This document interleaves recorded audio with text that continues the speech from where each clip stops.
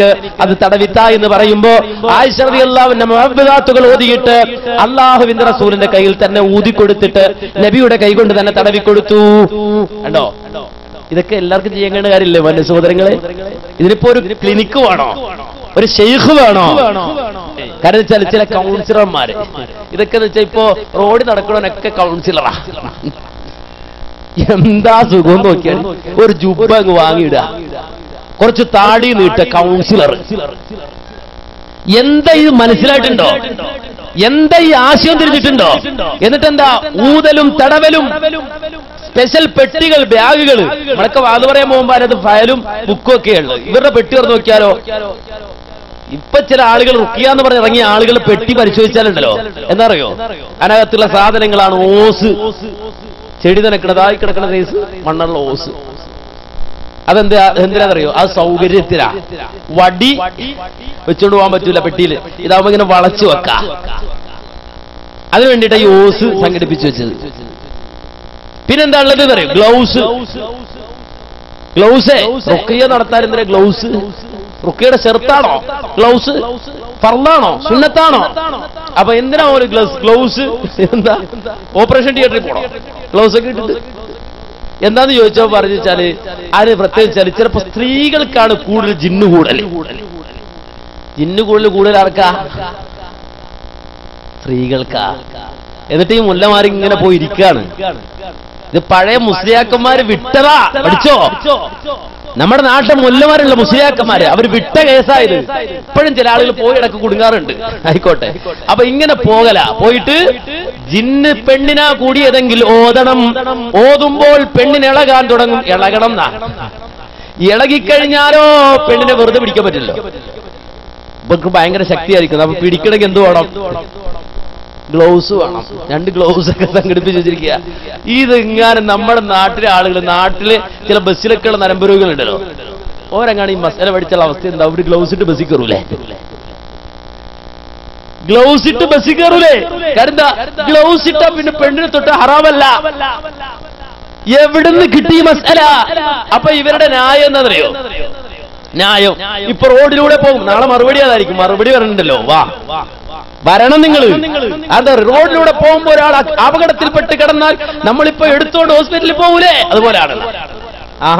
ഹോസ്പിറ്റലിൽ കൊണ്ടുപോകാൻ വേണ്ടിയിട്ട് ഒരുത്തി ഇടിച്ചിരുത്തണോ? ഒരാൾക്ക് വല്ല പൂതിയാ ഒരാൾ ഹോസ്പിറ്റലിൽ കൊണ്ടുപോകണം. അതിന് വേണ്ടിയിട്ട് ഒരുത്തി ഉരുട്ടിയിടണോ? എന്നിട്ട് എടുത്തോണ്ട് പോകണോ? അബദ്ധത്തിൽ ആരെങ്കിലും റോഡിൽ കിടന്നാൽ എടുത്ത് ഹോസ്പിറ്റലിൽ കൊണ്ടുപോണ്ടി വരും. ഇതിപ്പോ ഹോസ്പിറ്റലിൽ കൊണ്ടുപോകാൻ വേണ്ടിയിട്ട് എതിർക്കുക, ഒരുത്തി ഉരുട്ടിയിടുക, എന്നിട്ട് ഗ്ലൗസ് ഒക്കെ നേരത്തെ തയ്യാറാക്കി വെക്കുക പോക്കറ്റില്. എന്താ വഴിയിൽ ആരെങ്കിലും ഹോസ്പിറ്റലിൽ കൊണ്ടുപോണ്ടി വന്നാലോ ഗ്ലൗസ്. പിന്നെന്താ ഉള്ളത്? സ്പ്രയർ. ഇവിടെ ബാർബർ ഷോപ്പിലൊക്കെ ഉണ്ടാവൂലേ സ്പ്രയർ? അത് ചില വെള്ളം ഊതി മന്ത്രിച്ചിട്ട് ഇതിങ്ങനെ മുറുക്കിയിട്ട് ഓതനിടക്ക് ഇത് മുഖത്തിങ്ങനെ ചിരിച്ചു. സാധാരണ മുടിവെട്ടലിന് മുമ്പ് ബാർബർമാര് തടിക്കരുത്. ഇത് മന്ത്രിക്കുന്ന ആടിന്റെ രോഗം വാച്ചാടെ മുഖത്തിങ്ങനെ തടിക്കുക. അപ്പൊ ഇങ്ങനെ ഞെട്ടും. കണ്ടോ? ജിന്നിളകാണ്. വെള്ളം മുഖത്ത് കണ്ണടച്ചിരിക്കുന്ന ഒരാടെ മുഖത്തേക്ക് തടുത്ത വെള്ളം വേണം. ഞെട്ടൂരണോ? പിന്നെ കുറെ കാലം ഇങ്ങനെ കഴിയുമ്പോ പിന്നെ തരികിടകർ ഓരോന്നും അതിനകത്ത് വരും. വെള്ളത്തിൽ പലതും ചേരും, ഇളകാനുള്ളതും അങ്ങനെ പലതും ചേരും. അപ്പൊ മാന്യ സഹോദരങ്ങളെ മനസ്സിലാക്കണോ? ഇതാ റുഖിയ ശർഇയ്യ ആണോ? അതിനാ തെളിവ് എന്ന് മാത്രല്ല, ഇയാൾ ചോദിക്കുന്നത് സിക്രിയ മൗലവി ചോദിക്കുക, മുജാഹിദ് പ്രസ്ഥാനത്തെ സംബന്ധിച്ചിടത്തോളം നവോത്ഥാനത്തിന്റെ ഒരു നൂറ്റാണ്ട്, ആ നൂറ്റാണ്ടെത്തി നിൽക്കുന്ന ഈ സന്ദർഭത്തിൽ മുജാഹിദുകളെ സംബന്ധിച്ചിടത്തോളം ഇവിടെ അവർ യത്തീംഖാന സ്ഥാപിച്ചിട്ടുണ്ട്. പിന്നെന്താ? ഹോസ്പിറ്റലുകൾ സ്ഥാപിച്ചിട്ടുണ്ട്, അറബിക് കോളേജുകൾ സ്ഥാപിച്ചിട്ടുണ്ട്, മുസ്ലിം ഉമ്മത്തിനെ അങ്ങനെ വളർത്തി വലുതാക്കി കൊണ്ടുവന്നിട്ടുണ്ട്. പക്ഷെ ജിന്നുബാധ ഒരാൾക്ക് ബാധിച്ചാൽ അയാളെ എവിടെ കൊണ്ടുപോകും? അതിനൊരു സ്ഥാപനം ഉണ്ടാക്കിയ മുജാഹിദീകൾ. ഇവിടെ ഖുറാഫിക്ക് എത്ര സ്ഥാപന? ഏർവാടി, മുത്തുപേട്ട, നാഗൂര്, ഇവിടെ കൊണ്ട് ചങ്ങലക്കിടുക ജിന്ന് ബാധിച്ചോനെ. അല്ല മുജാഹിദേ, നിങ്ങൾക്ക് ഇതുവരെ ഒരു കേന്ദ്രം ഉണ്ടായിട്ടുണ്ട്? പണ്ട് സമസ്തക്കാർ ചോദിക്കും, നിങ്ങളുടെ കൂട്ടത്തിൽ ഒരൗലിയായെ കാണിച്ചു തരാവോ? കാരണം എന്ന് വെച്ചാൽ ഈ ബോധം തിരിഞ്ഞ് പച്ച കുപ്പായിട്ട് മുറുക്കി മേത്തോട് ഒലിപ്പിച്ചടക്കുന്ന ഒരാൾ കൂട്ടത്തിൽ കാണില്ല. അപ്പൊ മറ്റോൻ ചോദിക്കാൻ വന്നിട്ട് ഇങ്ങനെ കൊടുത്ത് ഒരൊറ്റ ഊലിയായി കാണിച്ചു തരാവോ?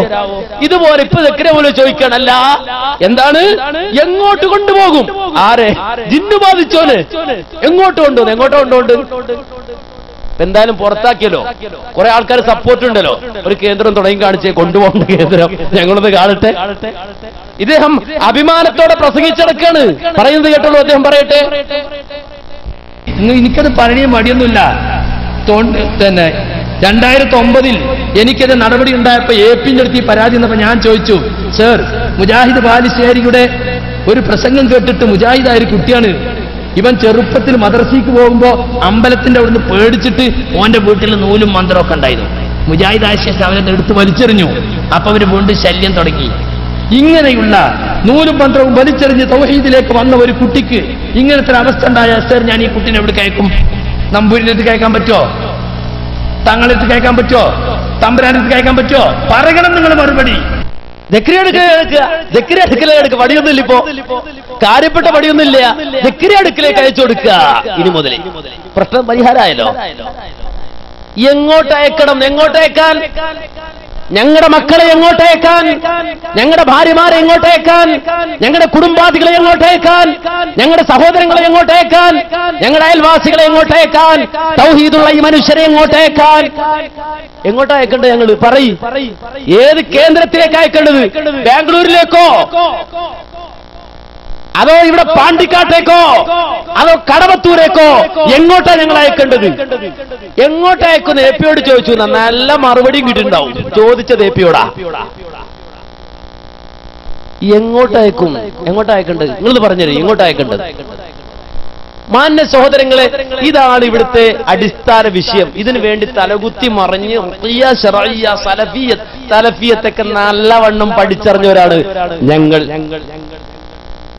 ആ സലഫിയത്തിനെ എതിർത്തുകൊണ്ട് സുറൂറിസത്തിന്റെയും ഇഖ്വാനിസത്തിന്റെയും ചിന്തകളുമായി കടന്നു വന്നവരെ കൈകാര്യം ചെയ്തവരാണ് മുജാഹിദുകൾ. നിങ്ങൾ ഞങ്ങളെ സലഫിയത്ത് പഠിപ്പിക്കണ്ട. ഈ തലതിരിഞ്ഞ സലഫിയത്ത്, ആ സലഫിയത്തല്ല യഥാർത്ഥ സലഫിയത്ത്. അത് ഞങ്ങൾ പഠിപ്പിച്ചത് നിങ്ങൾ. ഞങ്ങൾ പഠിപ്പിച്ചത് നിങ്ങൾ. ഇനി അതുകൊണ്ട് തീർന്നോ? വീണ്ടും അദ്ദേഹം ചോദിക്കുന്നു. അദ്ദേഹം പറയുന്നു, കേട്ടോളൂ. ജിന്നുബാധുണ്ട്, പക്ഷെ റുഖിയ പാടില്ല എന്നെല്ലാം അറിഞ്ഞൂടെ? കളവായി. റുഖിയ പാടില്ല എന്നല്ല, റുഖിയ എന്താണെന്ന് പഠിപ്പിച്ച പ്രസ്ഥാനം ഇത്. അതിനുവേണ്ടി കേരള ജമിയത്തുൽ ഉലമ പുസ്തകമിറക്കി. ആ പുസ്തകത്തെ പരിഹരിച്ചടക്കല ഇപ്പൊ മൂപ്പറ പണി അല്ലേ? പുസ്തകമിറക്കി, ചർച്ച നടത്തി, വ്യക്തമായ തീരുമാനങ്ങൾ. ഇന്നല്ല, ഈ വിഷയം സക്കരിയ മൗലവി പഠിക്കുന്നതിന് മുമ്പ് 1963 കാലഘട്ടങ്ങളിൽ ഈ ആദർശ പ്രസ്ഥാനത്തിന്റെ നേതാക്കന്മാർ റുഖിയ, ശർഇയ്യ, മതത്തിലുള്ള മന്ത്രമെന്ത് എന്ന് പഠിപ്പിച്ച പ്രസ്ഥാനമാണ്. അതിന്നും കേരളത്തിൽ മുജാഹിദീൻ പുറത്തിറക്കുന്ന ഖുർആൻ പരിഭാഷ വായിച്ചാൽ നിങ്ങൾക്ക് കാണാൻ കഴിയും. കുണ്ടുതോട് വാദപ്രതിവാദ വ്യവസ്ഥ വായിച്ചാൽ നിങ്ങൾക്ക് കാണാൻ കഴിയും. റുഖിയ, ശർഇയ്യ ഇല്ല എന്ന് പറയുന്നതാണ്. എന്തിനാ മക്കളെ ഈ തട്ടിപ്പ്? അത് വേണ്ട. അപ്പൊ റുഖിയുണ്ട്. റുഖിയയുടെ വിശദാംശങ്ങളിൽ സലഫി പണ്ഡിതന്മാർക്കുള്ള അഭിപ്രായ ഭിന്നതയുണ്ട്. പക്ഷെ ഒരാൾ റുഖിയയിൽ ഒരാൾക്ക് അഭിപ്രായ വ്യത്യാസം ചെയ്താൽ അയാൾ ഇസ്ലാമിൽ നിന്ന് പുറത്തു പോകുന്നില്ല. അതിന്റെ പേരിൽ അയാൾ ഇസ്ലാമിൽ നിങ്ങൾ പുറത്താക്കും വേണ്ട. പിന്നെന്തിനാ നിങ്ങൾ ഗഫാർ മൗലവിക്കെതിരെ വാദ് പറയുന്നത്? എന്തിനാ ഗഫാർ മൗലവിക്കെതിരെ? മസ്അലപരമായ അഭിപ്രായ വ്യത്യാസമാണ്, പറഞ്ഞൂടെ? എന്തിനാ നാട്ടുമൊല്ലമാര്, തങ്ങന്മാര്, അറബിക് ജ്യോതിഷത്തിന്റെ ആളുകള്, ജിന്നിറക്കുന്ന കേന്ദ്രങ്ങള് എന്തിനാ മസ്അലപരമായ അഭിപ്രായ വ്യത്യാസമാണ് എന്ന് പറഞ്ഞ് തള്ളിക്കൂടെ? ഇതൊക്കെ റുഖിയാണല്ലോ. എല്ലാരും മന്ത്രിക്കല്ലേ? എല്ലാ മന്ത്രം നടത്തല്ലേ? അതിൽ അനുവദനീയവും അനുവദനീയമല്ലാത്തതും വേർതിരിക്കാതെ ഓരോരുത്തരും തോന്നിയതുപോലെ തൊണ്ടയിലും ഉള്ളുകുരുങ്ങിയാൽ അതിലൊരായത്ത് 3 വട്ടം ഓതി പഴത്തിൽ ഊതി വിഴുങ്ങുക. കണ്ടോ? ഇതാ നമ്മുടെ ഗഫാർ മൗലവിയുടെ ചികിത്സ. തൊണ്ടേ മുള്ളുടിയാറേ ഒരു പഴം എടുത്തിട്ട് 3 ആയത്ത് പഠിപ്പിച്ച് അത് എടുത്തിട്ട് ഊതിയിട്ട് വിഴുങ്ങുക. ഇതിനെ എതിർക്കാൻ പറ്റും? മസ്അലപരമായ വെറൊരു അഭിപ്രായ വ്യത്യാസം മാത്രം കേട്ടോ. സംഗതി ഒരു ചികിത്സയാ, സംഗതി ഒരു ചികിത്സയാ. പിന്നെന്തിനാ അദ്ദേഹത്തിന് വാദം പറയണം? മഫാദ്, അതിനെതിരെ എന്ത് വാദം പറയണം? അതൊക്കെ മസ്അലപരമായ ഒരു അഭിപ്രായ വ്യത്യാസമാണ് എന്ന് പറഞ്ഞു പോയി കൂടെ? തീർന്നില്ല. വ്യത്യാസം ചെയ്താൽ അയാൾ ഇസ്ലാമിൽ നിന്ന് പുറത്തു പോകുന്നില്ല. അതിന്റെ പേരിൽ അയാൾ ഇസ്ലാമിൽ നിങ്ങൾ പുറത്താക്കും വേണ്ട. അതേ ഉള്ളൂ വിഷയം. മസ്അലകളിലുള്ള തർക്കമാണ്. അല്ലേ? എന്തൊരു ബഹളാന്നറിയുന്നിട്ട് സക്കരിയാസല ഇബ്നുർ റഹ്മാന്റെ അടുത്തൊക്കെ അയച്ചു. ഞാനത് ഏപ്പിനോട് പറഞ്ഞ, പിന്നെ പെങ്ങളോട് എത്ര വലിയ മടി. ഏപ്പിനോട് ഞാൻ ചോദിച്ചു, ഈ കുട്ടി എങ്ങോട്ട് അയക്കണം നിങ്ങൾ പറഞ്ഞേരി. ടീപ്പിനോട് ചോദിച്ചു, തൗഹീദുള്ള കുട്ടിക്ക് ഇങ്ങനെ വന്ന എവിടേക്ക് പറഞ്ഞേക്കണം? മറുപടി കിട്ടിയിട്ടില്ല. മൂവർ സംഘം പറയട്ടെ മറുപടി. ഞങ്ങൾ പറയണ പോലും മറുപടി എങ്ങോട്ട് അയക്കണം ഞങ്ങൾ പറഞ്ഞു കൊടുക്കണമെന്നാ? അല്ല, നിങ്ങൾ എങ്ങോട്ട് അയക്കേണ്ടത്? പാണ്ടിക്കാട്ടേക്കോ? ഞങ്ങൾക്കറിയാം ഇത്തരം മന്ത്രവാദികളാണ് നിങ്ങളെ വിലക്കെടുത്തത്. കേരളത്തിലെ പല മൗലവിമാരെയും വിലക്കെടുത്തത് ഇത്തരം മന്ത്രവാദികളാണ്. ഞങ്ങൾക്കറിയാം പല ആളുകളുണ്ട് ഇത്തരം മന്ത്രവാദികൾക്ക് കീഴിൽ പല സൗകര്യങ്ങളും അനുഭവിച്ചുകൊണ്ട് നടക്കുന്നവരും ഇത്തരം മന്ത്രവാദികളുടെ അടുക്കലേക്ക് റിക്രൂട്ട്മെന്റ് ചെയ്യുന്ന ഏജൻസികളായി വർത്തിക്കുന്നവരും ഉണ്ട്. അങ്ങനെ ഒരു സമൂഹത്തെ ഈ പ്രസ്ഥാനത്തിന്റെ ഉള്ളിൽ നിങ്ങൾ വാർത്തെടുത്തിട്ടുണ്ട് എന്ന് ഞങ്ങൾക്കറിയാം. മലപ്പുറം ജില്ലയിലെ വ്യത്യസ്തങ്ങളായ ചില ഭാഗങ്ങളിൽ ചില ആളുകൾ ഇപ്പോൾ രംഗത്ത് വന്നുകൊണ്ടിരിക്കുന്നു. അതാ സക്കരിയ മൗലവി പറയുമ്പോൾ ചില ആളുകൾക്ക് വല്ലാത്ത വിഷമം. ഈ പച്ച ശിർക്ക് അതിനെ ന്യായീകരിച്ച രൂപത്തിൽ തെളിവ് പറഞ്ഞു നടക്കുന്ന വ്യക്തി അദ്ദേഹത്തെ ഗണ്ണിക്കുമ്പോ ചില ആളുകൾക്ക് ഹാരളക്കം കാണുമ്പോ അവരെ നിങ്ങൾ വീക്ഷിച്ചോ, പുറകെ നടന്നോ, ഇത്തരത്തിലുള്ള കൗൺസിലേഴ്സുകളാണ്. ഇനി എന്താ നല്ല നല്ല തീരുമാനമാണ് പറയുന്നത്. അതിനിടക്കാണ് ഓരോ നിങ്ങൾ കണ്ടുപോകുന്നത്. നല്ല നല്ല തീരുമാനങ്ങളിൽ മൂന്നാമത്തെ തീരുമാനം, ജിന്നുബാധയുണ്ടാകും എന്നത് യാഥാർത്ഥ്യമാണ്. പല കാരണങ്ങളാലും രോഗമുണ്ടാകുന്നത് പോലെ ജിന്നുബാധ മൂലവും രോഗമോ മറ്റു പ്രയാസങ്ങളോ ഉണ്ടാകാം. ആ സമയത്ത് രോഗശമനത്തിനായി സാധാരണ ചികിത്സ തേടുന്നതോടൊപ്പം റുഖിയ ശർഇയ്യ ചെയ്യാവുന്നതാണ്. ഒരാൾക്ക് രോഗം ഉണ്ടായാൽ പല കാരണങ്ങളാലും രോഗം ഉണ്ടാകാം. ജിന്നുബാധ മൂലമുള്ള രോഗങ്ങളും ഉണ്ടാകാം. ഒരാൾക്ക് രോഗം ഉണ്ടായാൽ എന്താ ചെയ്യണമെന്നറിയോ? മരുന്ന് വാങ്ങുക, ഹോസ്പിറ്റലിൽ പോവുക, കാണേണ്ട ഡോക്ടറെ കാണുക, എന്നിട്ട് എന്തെടുക്കുക? അതോടൊപ്പം തന്നെ റുഖിയ ശർഇയ്യ എന്ന് പറഞ്ഞാൽ പ്രാർത്ഥിക്കുക. രോഗിയാണ്, രോഗിയുടെ അടുത്ത് നിന്ന് പ്രാർത്ഥിക്കുക, അല്ലാഹുമ്മ റബ്ബന്നാസ് അദ്ഹിബിൽ ബഅസ് ഇശ്ഫി അൻത ശാഫി ലാ ശിഫാഅ ഇല്ലാ ശിഫാഉക ശിഫാഅൻ ലാ യുഗാദിറു സഖമ. പ്രാർത്ഥിക്കുക അവനവനാണ് എങ്കിൽ ഓതുക. എന്നിട്ട് ഈ രൂപത്തിൽ സ്വയം മന്ത്രിക്കുക. വേദനയുള്ള സ്ഥലത്ത് കൈവച്ചുകൊണ്ട് നടത്തേണ്ട പ്രാർത്ഥനകൾ നടത്തുക. നബി സല്ലല്ലാഹു അലൈഹി വസല്ലം പഠിപ്പിച്ചത് ഇതാണ് റുഖിയ ശർഇയ്യ. അപ്പൊ മരുന്നും വാങ്ങുക, ഇതുപോലെ തന്നെ ഈ പഠിപ്പിച്ച ഇസ്ലാമിക രൂപത്തിലുള്ള മന്ത്രവും ചെയ്യുക. അത് അവനവനും ചെയ്യാം. അവനവന് കഴിയില്ലേ? ഖുർആൻ ഓതാറിയണ ഭാര്യയാണോ? ഭാര്യയോട് പറയാ. മക്കൾ ഖുർആൻ ഓതാറിയോ? മക്കളോട് പറയാ. ഈ രൂപത്തിൽ ചെയ്യാവുന്ന എളുപ്പം ഒരാൾക്ക് നിർവഹിക്കാൻ കഴിയുന്ന ഒരു കാര്യമാണ്. 4, ഒരാളുടെ രോഗകാരണം ജിന്നു ബാധിച്ചതാണ് എന്ന് വഹ്യനുസരിച്ച് നബി സല്ലല്ലാഹു അലൈഹി വസല്ലമക്കല്ലാതെ മറ്റൊരാൾക്കും ഉറപ്പിച്ചു പറയാൻ സാധിക്കുകയില്ല. കണ്ടോ, നല്ല നല്ല തീരുമാനങ്ങൾ. 4ാമത്തെ തീരുമാനം സക്കരിയ സലാഹി ഒപ്പിട്ട തീരുമാനം എന്താണ്? ഒരാളുടെ രോഗകാരണം ജിന്നു ബാധിച്ചതാണെന്ന് വഹ്യനുസരിച്ച് നബി സല്ലല്ലാഹു അലൈഹി വസല്ലമക്കല്ലാതെ മറ്റൊരാൾക്കും ഉറപ്പിച്ചു പറയാൻ സാധിക്കുകയില്ല. ഇതിവിടെ വെറുതെ എഴുതി വെച്ചല്ല 10 പേര് ചേർന്ന് എഴുതിട്ട്. നേരെ മറിച്ച് ഇന്നിവർ കൊണ്ടുവരുന്ന ആയത്തുകളും ഹദീസുകളും ചർച്ച ചെയ്ത് ചർവണം ചെയ്തിട്ട് അവസാനം ഏകകണ്ഠമായി എടുത്ത തീരുമാനമാണ്. അതാണ് ഇവിടെ എഴുതിയത്. ഇനി കേട്ടോ, 5, പിശാച് മനുഷ്യരിൽ ശിർക്കിലേക്കും ബിദ്അത്തിലേക്കും ഹറാമിലേക്കുമൊക്കെ എത്തിക്കുന്ന വസ്വാസ് ഉണ്ടാക്കുന്നതാണ് ഏറ്റവും ഗൗരവമുള്ള സംഗതി. എന്നാൽ പിശാച് തോന്നലുകൾക്ക് പുറമെ ശാരീരിക ഉപദ്രവങ്ങളും ഉണ്ടാക്കും. കണ്ടോ, 6ാമത്തെ തീരുമാനം, റുഖിയയുടെ ഭാഗമായി അടിക്കുക പോലുള്ള സംഗതികൾ പ്രാമാണികമായി സ്ഥിരപ്പെട്ടതല്ല. കണ്ടോ, അവിടെ പുളിക്കൽക്കാരൻ എഴുതിയത് എന്തല്ല? പ്രാമാണികമായി സ്ഥിരപ്പെട്ടതല്ല. 10 പേര് ഒന്നിച്ച് സക്കരിയ മൗലവി അടക്കം ഒപ്പിട്ട തീരുമാനം എന്താണ്? റുഖിയയുടെ ഭാഗമായി അടിക്കുക പോലുള്ള സംഗതികൾ പ്രാമാണികമായി സ്ഥിരപ്പെട്ടതല്ല. ഇയാളിന് ദുർവ്യാഖ്യാനിക്കുന്നത് റുഖിയയുടെ ഭാഗമായി അടിക്കുക എന്ന് പറഞ്ഞത്. അപ്പൊ റുഖിയയുടെ ഭാഗമല്ലാതെ അടിക്കാം എന്നാണ് പുതിയ വ്യാഖ്യാനം. സുബ്ഹാനല്ലാഹ്. അടിച്ചോ, അടിക്കുമ്പോ തിരിച്ചു ചിലപ്പോ കിട്ടും, അത് വാങ്ങി വെച്ചോ. റുഖിയയുടെ ഭാഗമല്ലാതെ ആർക്കാണെങ്കിലും അടിക്കാം. അടി എന്നുള്ളത് ഏകപക്ഷീയൊന്നും അല്ല പൊന്നാര മക്കളെ, തിരിച്ചു കിട്ടും, അത് വാങ്ങി പോക്കറ്റ് വെച്ചോ. ഇനി 7, റുഖിയ ശർഇയ്യ നടത്തുന്ന വേളയിൽ ജിന്നുമായി സംസാരിക്കുന്നതോ ബ്രാക്കറ്റിൽ മുഖാത്തബത്ത് ഏതെങ്കിലും തരത്തിലുള്ള തആമുൽ നടത്തുന്നതോ പാടുള്ളതല്ല. കേട്ടോ. ഇവിടെ ജിന്ന് ഇളക്കുക. എന്നിട്ട് ഇവരുടെ പെട്ടിയിൽ ഞാൻ നേരത്തെ പറയാൻ വിട്ടൊരു സംഗതി ഉണ്ട്. എന്ന് വെച്ചാല് ഈ ബ്രാഹ്മണന്മാര് പണ്ടിടുന്ന പൂണൂലുണ്ടല്ലോ, വെള്ള പൂണൂല്, അതുപോലുള്ള കുറച്ച് നൂലുകൾ ഇവരുടെ കൂട്ടത്തിലുണ്ടാവും. ഈ ബാംഗ്ലൂരൊക്കെ പോയ ആൾക്കാർക്ക് സ്പെഷ്യലായി അത് അറിയാൻ കഴിയും. ഇവിടെ കേരളത്തിൽ ഇപ്പൊ ഇവരുടെ കയ്യിലുണ്ട് പെട്ടിയില് കുറച്ച് നൂല്. അപ്പൊ നമ്മളത് ചോദിച്ചു, എന്തിനാ ഈ നൂല്? അവർ പറയും അത് മന്ത്രിച്ച് കെട്ടാനൊന്നുമല്ല, പിന്നെ ഓതുന്നതിന് മുമ്പ് ഈ രോഗിയുടെ കയ്യിൽ കെട്ടാനാണ് എന്നാണ്. കാലിലും കെട്ടുക, ഈ നൂല് കെട്ടുക, എന്നിട്ട് ഓതുമ്പോ ഇളകും. ആർക്കിളകും? ഈ പറയുന്ന ആൾക്ക് ജിന്നിളകും. ജിന്നിളകുമ്പോ പിന്നെ ഇതിനെ കെട്ടിട്, ജിന്ന് ഇറങ്ങിപ്പോകാതിരിക്കാനാണ് ഇതാ കേട്ടോ. ജിന്ന് പോകാതിരിക്കാൻ കെട്ടിടുക. അതിന് ഇവർ പറയുന്ന ഒരു ന്യായം ഉണ്ടെന്ന് വെച്ചാൽ ഓതാൻ തുടങ്ങുമ്പോ ജിന്ന് മാറി നിൽക്കും, ഓതി കഴിയുമ്പോ വന്നു കയറും. മനസ്സിലായില്ലേ? അപ്പൊ ഇയാൾ പോകാതെ അവിടെ തന്നെ നിൽക്കാനാണ് ഈ കെട്ടുക. വെറുതെ ഒരു കെട്ടിട്ടാൽ ജിന്ന് പോകൂലെങ്കിൽ നിങ്ങളൊന്ന് ആലോചിച്ച് നോക്കൂ. ഈ ഒരു കെട്ടില് ജിന്നവിടെ നിൽക്കും, കെട്ടഴിച്ചാ ജിന്ന് പോകും. എവിടെ തെളിവ്? എന്ത് തെളിവ്? എന്ത് അസ്ല്? ഇത് എന്ത് സലഫിയത്ത് എന്നാ പറയാ? ഇനി മാത്രല്ല, എന്തിനാ ഇളകാതെ ഈ പോകാതെ നിൽക്കേണ്ടത്? എന്തിനാണെന്നറിയോ?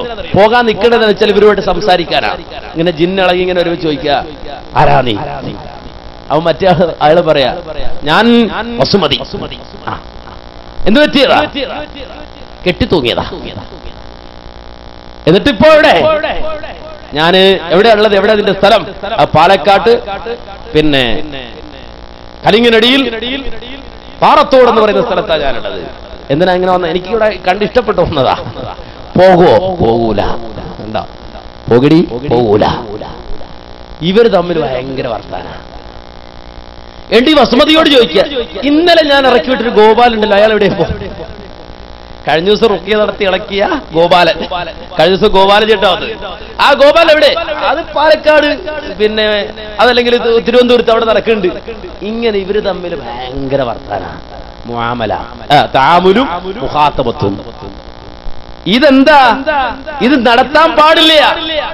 തീരുമാനം, നല്ല നല്ല തീരുമാനം അല്ലേ? പാണ്ടിക്കാട് നടക്കണില്ലേ ഇത്? ബാംഗ്ലൂർ നടക്കണില്ലേ ഇത്? ഈ ചികിത്സകന്മാര്, കൗൺസിലേഴ്സ് നടത്തുന്നില്ല ഇത്?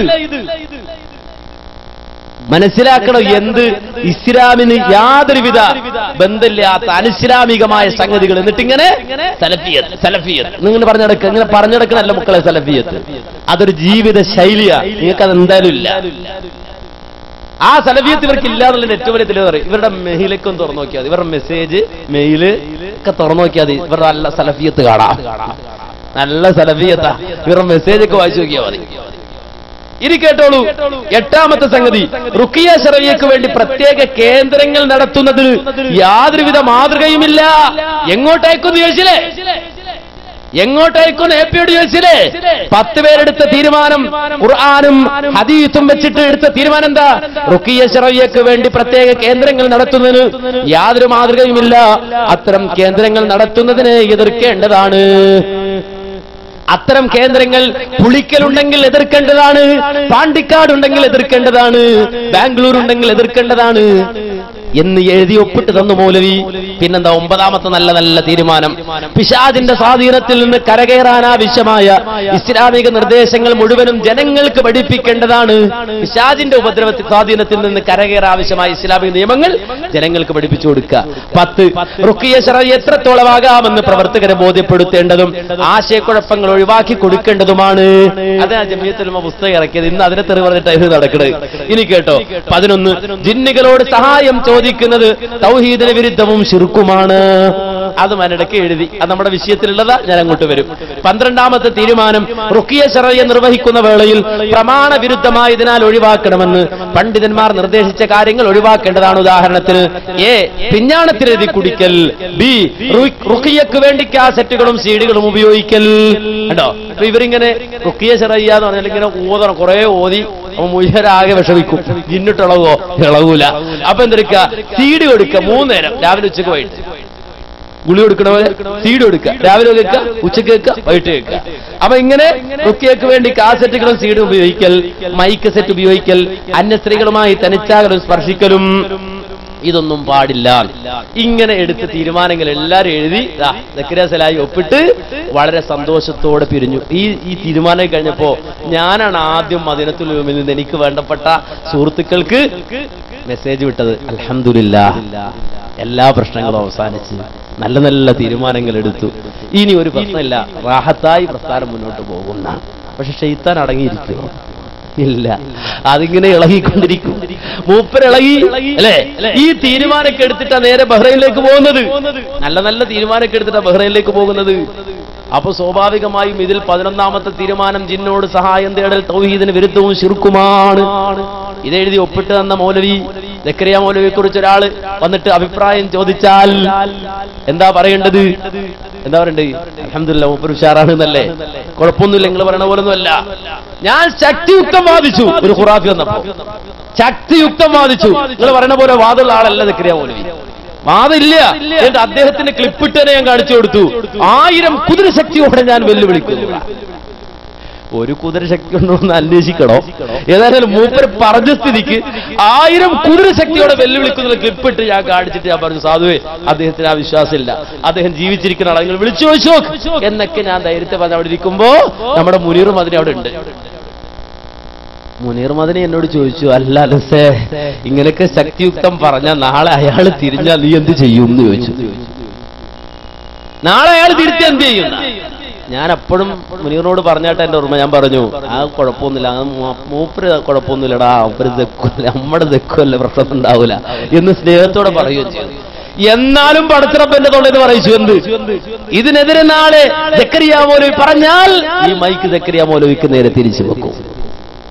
എന്നിട്ട് ഇപ്പൊ ആ ക്ലിപ്പിട്ട് നടക്കാൻ നാണല്ലേ സക്കരിയ മൗലവി? അവന് ഈ ഒപ്പിനെ കുറിച്ച് ഇത് കഴിഞ്ഞിപ്പോ ഇയാൾ പ്രശ്നം ഉണ്ടാക്കിയിട്ട് എന്താ പറയുന്നറിയോ? ഇപ്പോ ഈ പ്രസ്ഥാനത്തിൽ നിന്ന് പുറത്തു പോയിട്ട് ഇദ്ദേഹം പറയുന്നതാണ്, മാന്യ സഹോദരങ്ങളെ നിങ്ങൾ കേൾക്കേണ്ടത്. എന്താ ഇദ്ദേഹം പറയുന്നറിയോ? അന്ന് ഞാൻ ഒപ്പിട്ടത് എന്നെ സംബന്ധിച്ചിടത്തോളം എന്റെ മനസ്സിൽ അതേക്കുറിച്ചും വിശ്വാസമുണ്ടായിരുന്നില്ല. എന്റെ മനസ്സിൽ അത് ആ സന്ദർഭത്തിൽ ഞാൻ എഴുതി ഒപ്പിടുമ്പോ വിശ്വാസമില്ലാതെ ഒപ്പിട്ടത്. ഏതൊപ്പ്? ആദ്യത്തെ ഒപ്പിനെ കുറിച്ച് അയ്യപ്പനൊപ്പ്. ആ ഒപ്പിന്റെ പേരെന്ത്? അയ്യപ്പനൊപ്പ്. അത് ഒപ്പിനിപ്പോ പുതിയ ഒരാൾ ഒപ്പിടുകയാണെങ്കിൽ ചോദിക്കൂ, ഇത് ഒറിജിനൽ ഒപ്പാണോ അതോ അയ്യപ്പനൊപ്പാണോ? പുതിയൊരു ഒപ്പ് സക്കരിയ മൗലവി പഠിപ്പിച്ചു തന്നിട്ടുണ്ട്. അത് ജംഇയ്യത്തുൽ ഉലമയുടെ തീരുമാനത്തില. ഇത് മദീനത്തിൽ PN-ന്റെ നേതൃത്വത്തിൽ നടന്ന ചർച്ചയിൽ ആ ഒപ്പിട്ടതിനെ കുറിച്ച് ഇദ്ദേഹം പറയുന്നത് കേട്ടോളൂ, ഇദ്ദേഹത്തിന്റെ വാക്കുകൾ കേട്ടോളൂ. ഇവിടെ എന്ത് പറയാ? 3 വട്ടം ഞങ്ങൾക്ക് ഒപ്പിട്ട് തന്നിട്ടുണ്ട്. ഏത് 3 വട്ടം? ഒന്ന് ഇതാ, മനസ്സിലായില്ലേ? പിന്നെ ഒന്ന് ഏതാണെന്നറിയോ? ഒന്ന് PN-ന്റെ നേതൃത്വത്തിൽ ഇന്ന് റുഖിയനെ പറ്റി നല്ല നല്ല തീരുമാനങ്ങൾ എടുത്തു. മഗ്‌രിബിയായി. അപ്പോ ഒക്കെ ഇങ്ങനെ രേഖപ്പെടുത്തുക, എഴുതിയിട്ട് റഫ് എഴുതിയൊക്കെ മാറ്റി ചെയ്താ. അപ്പൊ ഇയാള് ആ ജിന്നിനോട് സാധനം ചോദിക്കുന്നത് എല്ലാം ഡെയിലിക്കാളാണ്. അപ്പൊ അനീഫി അനസ് നേരത്തെ പ്ലാൻ ചെയ്ത് വന്നതാ. അപ്പൊ അനീഫ വേഗം ജിന്നോട് സഹായം ചോദിക്കുന്ന തൗഹീദിന് വിരുദ്ധം ശിർക്കുമാണ്. മൂപ്പര് പറഞ്ഞെടുക്കുക ഇയാളെ ഇല്ല. അപ്പൊ ഞാൻ പറഞ്ഞു, ഇതുവരെ നമ്മൾ ഇങ്ങനെ അല്ലല്ലോ. ഇതിനിടയ്ക്ക് ശ്രദ്ധിക്കേണ്ട കാര്യം, ഇപ്പൊ ഇദ്ദേഹം വാദം പറയണ എന്താ? അനസിനും ഹനീഫിനും ഒക്കെ എന്റെ വിശ്വാസം തന്നെയായിരുന്നു 2012 വരെ. പിന്നെ ഞങ്ങൾ പ്ലാൻ ചെയ്ത് പോണോ ഇയാളെ കൊണ്ട് പിടിക്കാൻ? ഞങ്ങൾ പ്ലാൻ ചെയ്ത് പോണോ? അന്ന് ഈ പ്രശ്നമൊന്നുമില്ലല്ലോ. ഈ മദീനത്തുൽ ഉലൂമിന്റെ ഓഡിറ്റോറിയത്തിൽ ലൈബ്രറിയിൽ നിന്ന് നടത്തിയ ചർച്ചയെ ഇയാളുടെ അതേ വാദ ഞങ്ങൾക്കുള്ളതെങ്കിൽ ഞങ്ങൾ എന്തിനാ ഇയാളെ കൊണ്ട് ഒപ്പിടിക്കണേ? അപ്പൊ നേരത്തെ പ്ലാൻ ചെയ്ത് വന്ന അനസും ഹനീഫും അബ്ദുറഹ്മാൻ സലഫിയും ഇയാളെ കൊണ്ട് ഒപ്പിടിക്കാൻ എന്താ ഒപ്പിടേണ്ടത്? ജിന്നിനോട് സഹായം തേടൽ തൗഹീദിന് വിരുദ്ധവും ശിർക്കുമാവുന്നു. അയാളെ കൊണ്ട് ഒപ്പിടിക്കാൻ വേണ്ടി പ്ലാൻ ചെയ്ത് വന്നതാണെന്നാ. അല്ല, നിങ്ങളുടെ വിശ്വാസം തന്നെയാണ് ഞങ്ങൾക്ക് എന്നാണ് നിങ്ങളിപ്പോ പ്രസംഗിക്കുന്നത്. പിന്നെന്തിനാണ് നിങ്ങളെ കൊണ്ട് ഞങ്ങൾ ഒപ്പിടിക്കുന്നത്? അതിന് പ്ലാൻ ചെയ്ത് വരുന്നത്? ആ വൈരുദ്ധ്യം പറഞ്ഞാൽ അങ്ങനെ ഉണ്ടാവും കേട്ടോ, നുണ പറഞ്ഞാൽ ഇങ്ങനെ ഉണ്ടാവും. മൂപ്പര് പറയില്ലേ? മനസ്സിലാക്കണം, അതാണ് ഇപ്പൊ കണ്ടത്. മൂപ്പര് നുണ പറഞ്ഞപ്പോ വൈരുദ്ധ്യമായി. ഇനി അദ്ദേഹം പറയുന്നത് കേട്ടോ, ആ ജിന്നിനോട് സാധനം ചോദിക്കുന്നത് എല്ലാം ഡെയിലിക്കാളാണ്. അപ്പൊ അനീഫി അനസ് നേരത്തെ പ്ലാൻ ചെയ്ത് വന്നതാ. അപ്പൊ അനീഫ വേഗം ജിന്നോട് സഹായം ചോദിക്കുന്ന തൗഹീദിന് വിരുദ്ധം ശിർക്കുമാണ്. മൂപ്പര് പറഞ്ഞെടുക്കുക ഇയാളെ ഇല്ല. അപ്പൊ ഞാൻ പറഞ്ഞു, ഇതുവരെ നമ്മൾ ഇങ്ങനെ അല്ലല്ലോ. ഓരോ വിഷയവും ചർച്ച ചെയ്തതിന്റെ നെറ്റിജാണ് എഴുതിയത്. PN-നോട് നമ്മൾ PN ഇങ്ങനെയല്ലേ പലപ്പോഴും പറഞ്ഞു, അത് ശരിയാണ്, ഇതുവരെ നമ്മൾ ചർച്ച ചെയ്താണ് എഴുതണ്ട. വലിയാണിറ്റോ എനിക്ക് ഇവിടെ ഇരിക്കാൻ താല്പര്യമല്ല. നിങ്ങൾ ജിന്നിനോട് സാഹചര്യത്തിൽ ശിർക്കാൻ നിങ്ങൾക്ക് ധൈര്യമില്ലല്ലേ? ഞാൻ ഈ മനുഷ്യനെ വിചാരിച്ചു, PN ചോദിച്ചു, ഈ മനുഷ്യനെ വിചാരിച്ചിട്ടാണ് ഞാൻ ഇവിടെ എത്ര വരുന്നത്. നിങ്ങൾക്ക് 10 വിളിക്കുന്നത് ഞാൻ പോവുകയാണ്, എനിക്കൊന്നും സൗകര്യമില്ല. അപ്പൊ ഷമീർ മദീനി അംസ മദീനി പറഞ്ഞു, ജിന്നുകളോട് സഹായം ചോദിക്കാന്ന ജിന്നെ കാക്കണേ, നിങ്ങൾ അങ്ങനെ വ്യാഖ്യാനിച്ചോളി, അയാൾക്ക് പറ്റി അതിന് വ്യാഖ്യാനിച്ചോട്ടെ, നിങ്ങൾ നിങ്ങളെ മനസ്സിൽ ഒപ്പിട്ടോളി. ഇത്രയും നല്ല നല്ല തീരുമാനങ്ങൾ റുഖിയ ശറയ്യയെ പറ്റി ഇവിടെ കിട്ടിയിട്ട് അയാളെ ഇന്ന് കൊതറിച്ചാടും. ഒപ്പിടി അവിടെയാണ്. അപ്പൊ ഞാൻ ഒപ്പിട്ട് എന്റെ മനസ്സിൽ അതന്നെ എപ്പോഴുള്ളൂ. ജിന്നിനോട് സഹായം ചോദിക്കുന്നത് ശിർക്കാണ് പറഞ്ഞാൽ ബദരീങ്ങളെ രക്ഷിക്കണേ, മമ്പർത്തങ്ങളെ കാക്കണേ എന്നതുപോലെ ജിന്നെ രക്ഷിക്കണേ എന്ന് പറഞ്ഞ ശിർക്കാണ്. അതിനെ നമ്മൾ ഒപ്പിട്ടത്. പിന്നെ ഭൗതിക സഹായം ചോദിച്ചാലോ അത് ഹറാമാണ്. ഹറാമാണ്, വസീലത്ത് ശിർക്കാണ്, ശിർക്കല്ല. ഭൗതികമായ സഹായം തേടിയാൽ എന്തല്ല, ശിർക്കല്ല, ഹറാമാണ്. അപ്പൊ ഞാൻ ചോദിക്കട്ടെ, ഞാൻ നേരത്തെ പറഞ്ഞല്ലോ, ഒരാള് പെട്ടുപോയാല് ഹറാമായ കാര്യം അനുവദനീയാവൂലേ? പലിശ പിന്നെ ഹറാമ് പന്നിയിറച്ചിയുടെ കാര്യം പറഞ്ഞപ്പോൾ ആയത്തില്ലേ? അപ്പൊ ഇത് വെറും ഒരു ഹറാം മാത്രമാണെങ്കിൽ ഒരാൾ കെണിഞ്ഞു പോയാല് അനുവദനീയാവൂലേ? പല ഇസ്മാലേ ഇയാളുടെ പോയി കുഴപ്പമില്ലാന്നല്ലേ? അപ്പൊ ശിർക്കല്ലാതങ്ങ് പറഞ്ഞു പോവുക. മാന്യ സഹോദരങ്ങളെ, വളരെ വ്യക്തമായി മനസ്സിലാക്കണം. ഇതുകൊണ്ടാണ് നേരത്തെ ഇദ്ദേഹം പറഞ്ഞില്ലേ, എന്താ പറഞ്ഞത്? നാറിയവനെ പേറിയാൽ പേറിയവനും നാറും. നാളെ അത് ക്ലിപ്പാക്കേണ്ട, ബുക്കിലുള്ളതാ. 2007 മാർച്ചിലെ ഇസ്രായേലുള്ളതാ അത്. മനസ്സിലായോ? എന്നിട്ട് ഇത് മനസ്സിൽ മറച്ചു വെച്ചിട്ട് എന്തെടുത്തു? നമ്മളോട് വിശ്വസിപ്പിച്ചു. നമ്മൾ ഇദ്ദേഹത്തിന് അങ്ങനെ വിശ്വാസമൊന്നുമില്ല എന്ന് വിചാരിച്ചു. പക്ഷെ അദ്ദേഹത്തിന്റെ ഹൃദയത്തിൽ അത് സൂക്ഷിച്ചു. ഇത് പരസ്യമായി പറയാൻ, ഈ പുഴയിൽ വീണാൾ കരയിലുള്ള ജിന്നോട് നേടിയ ശിർക്കല്ല എന്ന് പരസ്യമായി പറയാൻ സക്കറിയ മൗലവിക്ക് ഈ പ്രസ്ഥാനത്തിന് പുറത്തു പോകേണ്ടി വന്നു. ഇനി ഞാൻ ചോദിക്കട്ടെ, ഇതിനകത്ത് നിന്ന് കളിക്കുന്ന ഏമാമാരുണ്ടല്ലോ, ഒന്നും അറിയാതെ ഈ ആദർശ പ്രസ്ഥാനത്തിനകത്ത് നിന്നുകൊണ്ട് ഞങ്ങളിനിയും ഫിത്നയുണ്ടാക്കുമെന്ന് പറയുന്ന ഏമാന്മാരോട് മുജാഹിദ് പ്രസ്ഥാനം ആവർത്തിച്ച് ചോദിക്കുന്നു, ഈ വാദം ഈ പ്രസ്ഥാനത്തിന്റെ ഉള്ളിൽ നിന്ന് പറയാൻ നിങ്ങൾക്ക് നട്ടലുണ്ടോ, ധൈര്യമുണ്ടോ? എങ്ങനെ ഞങ്ങളൊന്ന് കേൾക്കട്ടെ. ഈ പ്രസ്ഥാനത്തിന്റെ ഉള്ളിൽ മനസ്സിൽ വികല വിശ്വാസവും വെച്ചുകൊണ്ടാണുള്ളതെങ്കിലും ഈ പ്രസ്ഥാനത്തിന്റെ ഉള്ളിൽ നിന്നുകൊണ്ട് ഒരാൾക്കത് പറയാനുള്ള നട്ടല് ഇനിയും ഉണ്ടാവില്ല. ഇനി ഒരുത്തം പറഞ്ഞാൽ അവൻ പ്രസ്ഥാനത്തിലുണ്ടാവില്ല. കൃത്യമാണ്. കാരണം എന്താ? ഇത് ഇസ്ലാം പഠിപ്പിച്ച വിശ്വാസമല്ല, ഇത് സലഫിയത്തല്ല, ഇത് ഖുറാഫാത്താണ്. അതുകൊണ്ടാണ് ഇത്തരം വിശ്വാസങ്ങൾ കേട്ട് ആ തൗഹീദിൽ നിന്ന് അകന്ന് ഇന്ന് ഒരു സംഘം കുബൂരി പാളയത്തിലേക്ക് പോലും പോയിപ്പെട്ടത് ഗൗരവമുള്ള വിഷയമാണ്. വഴിയിൽ നിന്ന് തൗഹീദ് കേട്ട ഒരു മനുഷ്യൻ, നിങ്ങൾ മനസ്സിലാക്കണം, വഴിയിൽ നിന്ന് തൗഹീദ് കേട്ട ഒരു മനുഷ്യൻ, കവലകളിൽ നിന്ന് തൗഹീദ് കേട്ട ഒരു മനുഷ്യൻ, ആ മനുഷ്യന് പോലും ശിർക്ക് എന്ന് പറയുമ്പോൾ ഒരു വെറുപ്പുണ്ടാവും, അല്ലേ? പക്ഷേ മനുഷ്യന്റെ മനസ്സിൽ ശിർക്കിനോടുണ്ടായിരുന്ന വിരോധവും ആ ശിർക്കിനോടുണ്ടായിരുന്ന വെറുപ്പും അത് ആളുകളുടെ മനസ്സിൽ നിന്ന് ഊരിയെറിഞ്ഞു. അവസാനം ഇന്ന് നമ്മൾ കേൾക്കുന്നത് എന്താ? കാന്തപുരം സുന്നിയിലേക്ക് ചേക്കേറിയ ആളുകൾ ഇന്ന് കത്തെഴുതിക്കൊണ്ടിരിക്കുന്നു. ആർക്ക്? സക്കറിയ മൗലവിക്ക് കത്തെഴുതിക്കൊണ്ടിരിക്കുന്നു. തുറന്ന കത്തുകൾ എഴുതിക്കൊണ്ടിരിക്കുകയാണ്. എന്താ കത്തിലുള്ളത്? കേട്ടോളൂ. തുറന്ന കത്തിലുള്ളത് എന്താ പറയുന്നത്? മരണാനന്തരം നബി സല്ലല്ലാഹു അലൈഹി വസല്ലമയോട് സ്വഹാബിയായ ബിലാൽ ഇബ്നു ഹാരിസുൽ മുസ്നി സഹായം തേടിയ അസർ എന്റെ അറിവനുസരിച്ച് ബൈഹഖി, ഇബ്നു അബീ ശീബ, ഇബ്നു കസീർ, സുബുക്കി തുടങ്ങിയ 35ലധികം ഇമാമുമാർ അംഗീകരിച്ച് ഉദ്ധരിച്ചിട്ടുണ്ട്, പ്രചരിപ്പിച്ചിട്ടുണ്ട്. ഇവരൊക്കെയും മുശ്രിക്കുകളാണെന്നോ അല്ലെങ്കിൽ ഇസ്തിഹാസ ശിർക്കാകുന്നത് എങ്ങനെ? കണ്ടോ? യാ ഇബാദല്ലാഹ് അഈനുനി എന്ന ഹദീസ് എടുത്ത് അഹ്മദ് ബിൻ ഹംബൽ ചെയ്തു, നബവി ചെയ്തു, ആ മഹാൻ ചെയ്തു, ഈ മഹാൻ ചെയ്തു. അതുകൊണ്ട് യാ ഇബാദല്ലാഹ് അഈനുനി എന്ന് വിളിക്കുന്നത് അത് ജിന്നിനെ ഉദ്ദേശിച്ചാണെങ്കിലും ശിർക്ക് എന്ന് പറഞ്ഞുകൂടാ. ശിർക്ക് എന്നതിനെ പറ്റി പറയാൻ പറ്റില്ല. അങ്ങനെ പറഞ്ഞാൽ ഇമാമുമാരെ മുശ്രിക്കീങ്ങളാക്കേണ്ടി വരുമെന്ന് വാദിച്ച് പറഞ്ഞ് പഠിപ്പിച്ച് നടന്നപ്പോ ഇന്നൊരു സംഘം ആളുകൾ, അവരെ സംബന്ധിച്ചിടത്തോളം അവരുടെ ഉദ്ദേശ്യമെന്ത് കൃത്യമായി പഠിക്കണം, പരിശോധിക്കണം. അവരെ സംബന്ധിച്ചിടത്തോളം അവരുടെ ഗൂഢാലോചനയെ സംബന്ധിച്ചും പഠിക്കണം, പരിശോധിക്കണം.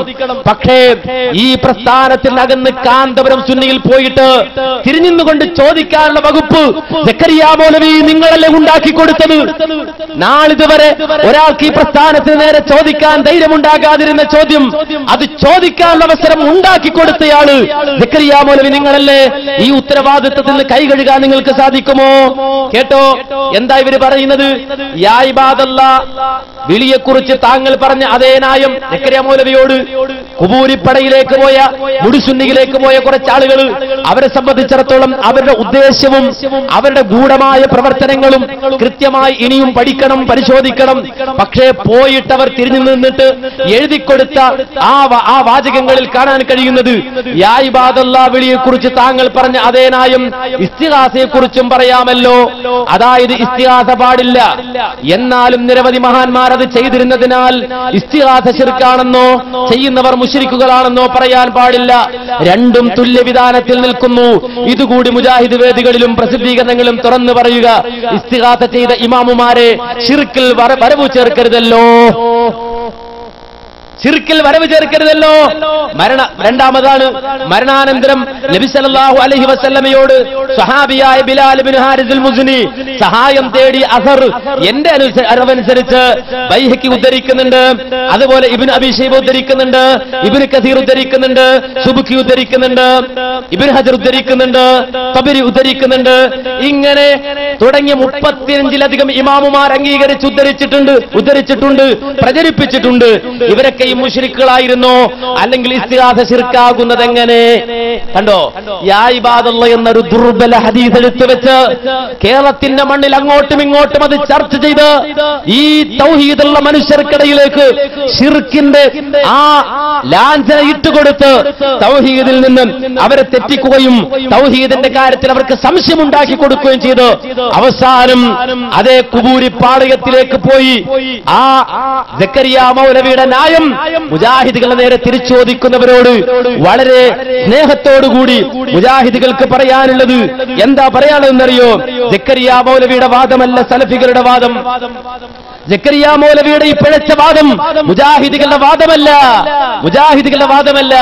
യാ ഇബാദല്ലാ അഈനുനി എന്ന ഹദീസ് അതൊരാൾ ഏതെങ്കിലും ഒരു പ്രദേശത്ത് ചെന്ന് അവിടെ ഏതെങ്കിലും മനുഷ്യർ കേൾക്കട്ടെ എന്ന് നിനക്ക് വിളിച്ചതാണെങ്കിൽ അത് ശിർക്ക് എന്ന് പറയണ്ട.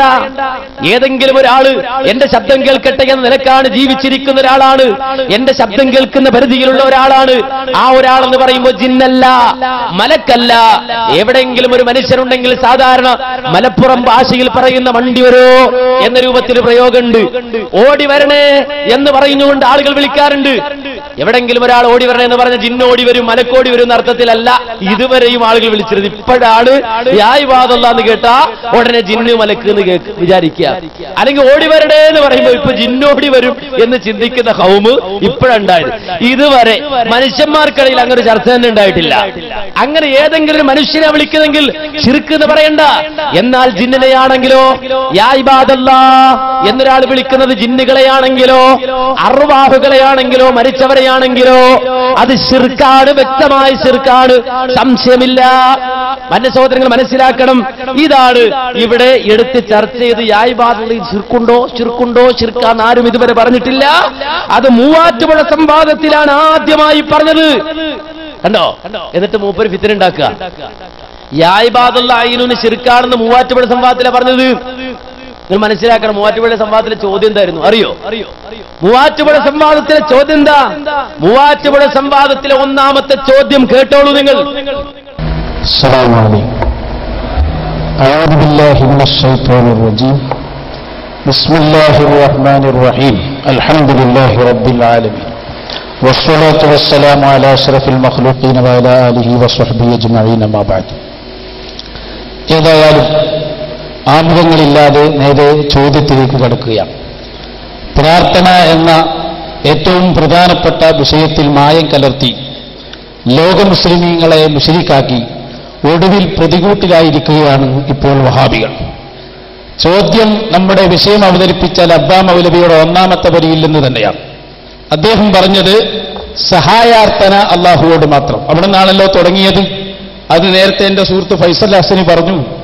എ പി അബ്ദുൽ ഖാദർ മൗലവി ഇപ്പോഴത്തെ ജനറൽ സെക്രട്ടറി അദ്ദേഹം പറഞ്ഞിട്ടുണ്ട്, സാധാരണ സ്വഭാവമില്ലാത്ത ഏത് സഹായ പ്രതീക്ഷയും തേട്ടവും പ്രാർത്ഥനയാണ്. അപ്പൊ സാധാരണ സ്വഭാവമില്ലാത്ത ഏത് തേട്ടവും പ്രതീക്ഷയൊക്കെ പ്രാർത്ഥനയാണ് എന്ന് എ പി അബ്ദുൽ ഖാദർ മൗലവി വിശദീകരിച്ചു. അതുപോലെ സഹായാർത്ഥന അള്ളാഹിനോട് മാത്രമെന്ന് ലബ്ബ മൗലവിയുടെ വിഷയാവതരണത്തിലും പറഞ്ഞു. അതുകൊണ്ട് തന്നെ ഞങ്ങളുടെ ഒന്നാമത്തെ ചോദ്യം, ഇനി കേട്ടില്ല എന്ന് പറയേണ്ട, ശരിക്കും ശ്രദ്ധിച്ചോളൂ, വളരെ വ്യക്തമാണ് ചോദ്യം. വിജനമായ ഒരു സ്ഥലത്ത്, വിജന പ്രദേശത്ത് വെച്ച് പ്രയാസത്തിലകപ്പെട്ട ഒരാൾ അവിടെ ഉണ്ടാകാനിടയുള്ള ജിന്ന്, മലക്ക് എന്നിവർ സഹായിക്കുമെന്ന് കരുതി യാ ഇബാദല്ലാഹി അഈനൂനി, അള്ളാഹുവിന്റെ അടിമകളെ എന്നെ സഹായിക്കണേ എന്ന് വിളിച്ചാൽ, എന്ന് തേടിയാൽ അത് ഖുർആൻ ശിർക്കാണെന്ന് പറഞ്ഞ പ്രാർത്ഥനയാണോ? അള്ളാഹു അല്ലാത്തവരോട് ചെയ്യൽ ശിർക്കാണെന്ന് പറഞ്ഞ പ്രാർത്ഥനയാണോ അല്ലേ? അതാണ് ഞങ്ങളുടെ ഒന്നാമത്തെ ചോദ്യം. അതെല്ലാവരും മനസ്സിലാക്കണം. ഞങ്ങളുടെ വിഷയാവതരണത്തിലും വിഷയത്തിലും വാദത്തിലുമൊക്കെ പറഞ്ഞ ഒരു സംഗതി, മുജാഹിദ് പ്രസ്ഥാനത്തിന് പ്രാർത്ഥന തിരിയാത്തത് കൊണ്ടാണ് മുസ്ലിമീങ്ങൾ ചെയ്യുന്ന ഇസ്തിഗാസ ഇവര് വളരെ ബോധപൂർവം ദുർവ്യാഖ്യാനിച്ചുകൊണ്ട് സമുദായത്തെ നശിപ്പിച്ചത്. അതുകൊണ്ട് നിങ്ങൾക്ക് തന്നെ പ്രാർത്ഥന മനസ്സിലായിട്ടില്ല എന്ന് മനസ്സിലാക്കി തരാൻ വേണ്ടിയാണ് ഞങ്ങളുടെ ചോദ്യം. ഒന്നുകൂടി ആവർത്തിക്കുന്നു. വിജനപ്രദേശത്ത് വെച്ച് അവിടെ ഉണ്ടായേക്കാനിടയുള്ള ജിന്നുകളും മലക്കുകളും സഹായിക്കും എന്ന രൂപത്തിൽ, എന്ന വിശ്വാസത്തിൽ ഒരാൾ യാ ഇബാദല്ലാഹി അഈനൂനി, അള്ളാഹുവിന്റെ അടിമകളെ എന്നെ സഹായിക്കണേ എന്ന് വിളിച്ചു പറഞ്ഞാൽ അത് അള്ളാഹു അല്ലാത്തവരോട് ചെയ്യൽ ശിർക്കാണെന്ന് പറഞ്ഞ പ്രാർത്ഥന ആണോ അല്ലേ? ആണെങ്കിൽ ആണ് എന്ന് പറയണം, അല്ലെങ്കിൽ അല്ല എന്ന് പറയണം. അതാണ് അതിന്റെ മറുപടി. ഞങ്ങൾ ആ മറുപടിക്ക് വേണ്ടി കാത്തിരിക്കുന്നു. എന്തിനാണ് ഇത് എന്ന് എല്ലാവരും മനസ്സിലാക്കണം. അള്ളാഹുവിന്റെ ദീനിൽ മഹാന്മാരായ സ്വഹാബികൾ നമ്മുടെ കേരളത്തിൽ പഠിപ്പിച്ച മഹത്തായ ആദർശത്തിന് തുരങ്കം വെച്ചുകൊണ്ട് 921 ശേഷം കടന്നു വന്ന് സമയം കഴിഞ്ഞു പോയി കേട്ടോ. ചോദ്യം എന്താണ്? ജിന്നെ കാക്കണേ, അല്ല ജിന്ന് സഹായിക്കും, മലക്ക് സഹായിക്കുമെന്ന് നനച്ചിട്ട് യാ ഇബാദല്ലാ അഈനൂനി എന്നൊരാൾ വിളിക്കുകയാണ്. ഈ വിളിക്കുന്ന ആള് ആരെ ഉദ്ദേശിക്കുന്നത്? ജിന്നിനെയും മലക്കിനെയും. അങ്ങനെ ഉദ്ദേശിച്ച ഒരാൾ വിളിക്കുന്നെങ്കിൽ അത് ശിർക്കാണോ ശിർക്കില്ലേ എന്ന ചോദ്യം. എന്താ മറുപടി? എന്താ അതിനുള്ള മറുപടി? ഇന്ന് മുജാഹിദുകളുടെ പേരിൽ പറയുന്ന വലിയ അപരാധമാണല്ലോ, ശിർക്കാണെന്ന് പറഞ്ഞു. യാ ഇബാദല്ലാഹി അഈനൂനി ശിർക്കാണെന്ന് പറഞ്ഞു. ഒരൊറ്റ സലഫി പണ്ഡിതനുണ്ടോ ശിർക്കാന്ന് പറഞ്ഞത്? ചോദ്യം എന്താ ഇവിടെ? ജിന്നിനെ ഉദ്ദേശിച്ച്, മലക്കിനെ ഉദ്ദേശിച്ച് യാ ഇബാദല്ലാഹി അഈനൂനി എന്നൊരാൾ വിളിച്ചാൽ അത് ശിർക്കാണോ ശിർക്കല്ലേ എന്നാണ് ചോദ്യം. ആ ചോദ്യത്തിന് വളരെ വ്യക്തമായി, ശങ്കയില്ലാതെ മുജാഹിദ് പ്രസ്ഥാനത്തെ പ്രതികരിച്ചു പോയ ആളുകൾ മറുപടി പറഞ്ഞു, ശിർക്കാണ്, വ്യക്തമായ ശിർക്കാണ്. അത് കേൾക്കാം. السلام عليكم ورحمة الله وبركاته. الحمد لله رب العالمين، الصلاة والسلام على رسوله الأمين وعلى آله وصحبه أجمعين. ആദരണീയരായ സഹോദരന്മാരെ, സുഹൃത്തുക്കളെ, ലാ ഇലാഹ ഇല്ലല്ലാഹ് എന്ന ആദർശ പ്രബോധനത്തിന്റെ ഭാഗമായി കേരളത്തിൽ മുജാഹിദ് പ്രസ്ഥാനം നടത്തിക്കൊണ്ടിരിക്കുന്ന പ്രബോധനത്തിന്റെ ഏറ്റവും വലിയ ഒരു ഭാഗമാണ് അള്ളാഹുവിനോട് മാത്രമേ പ്രാർത്ഥിക്കാൻ പാടുള്ളൂ എന്ന കാര്യം.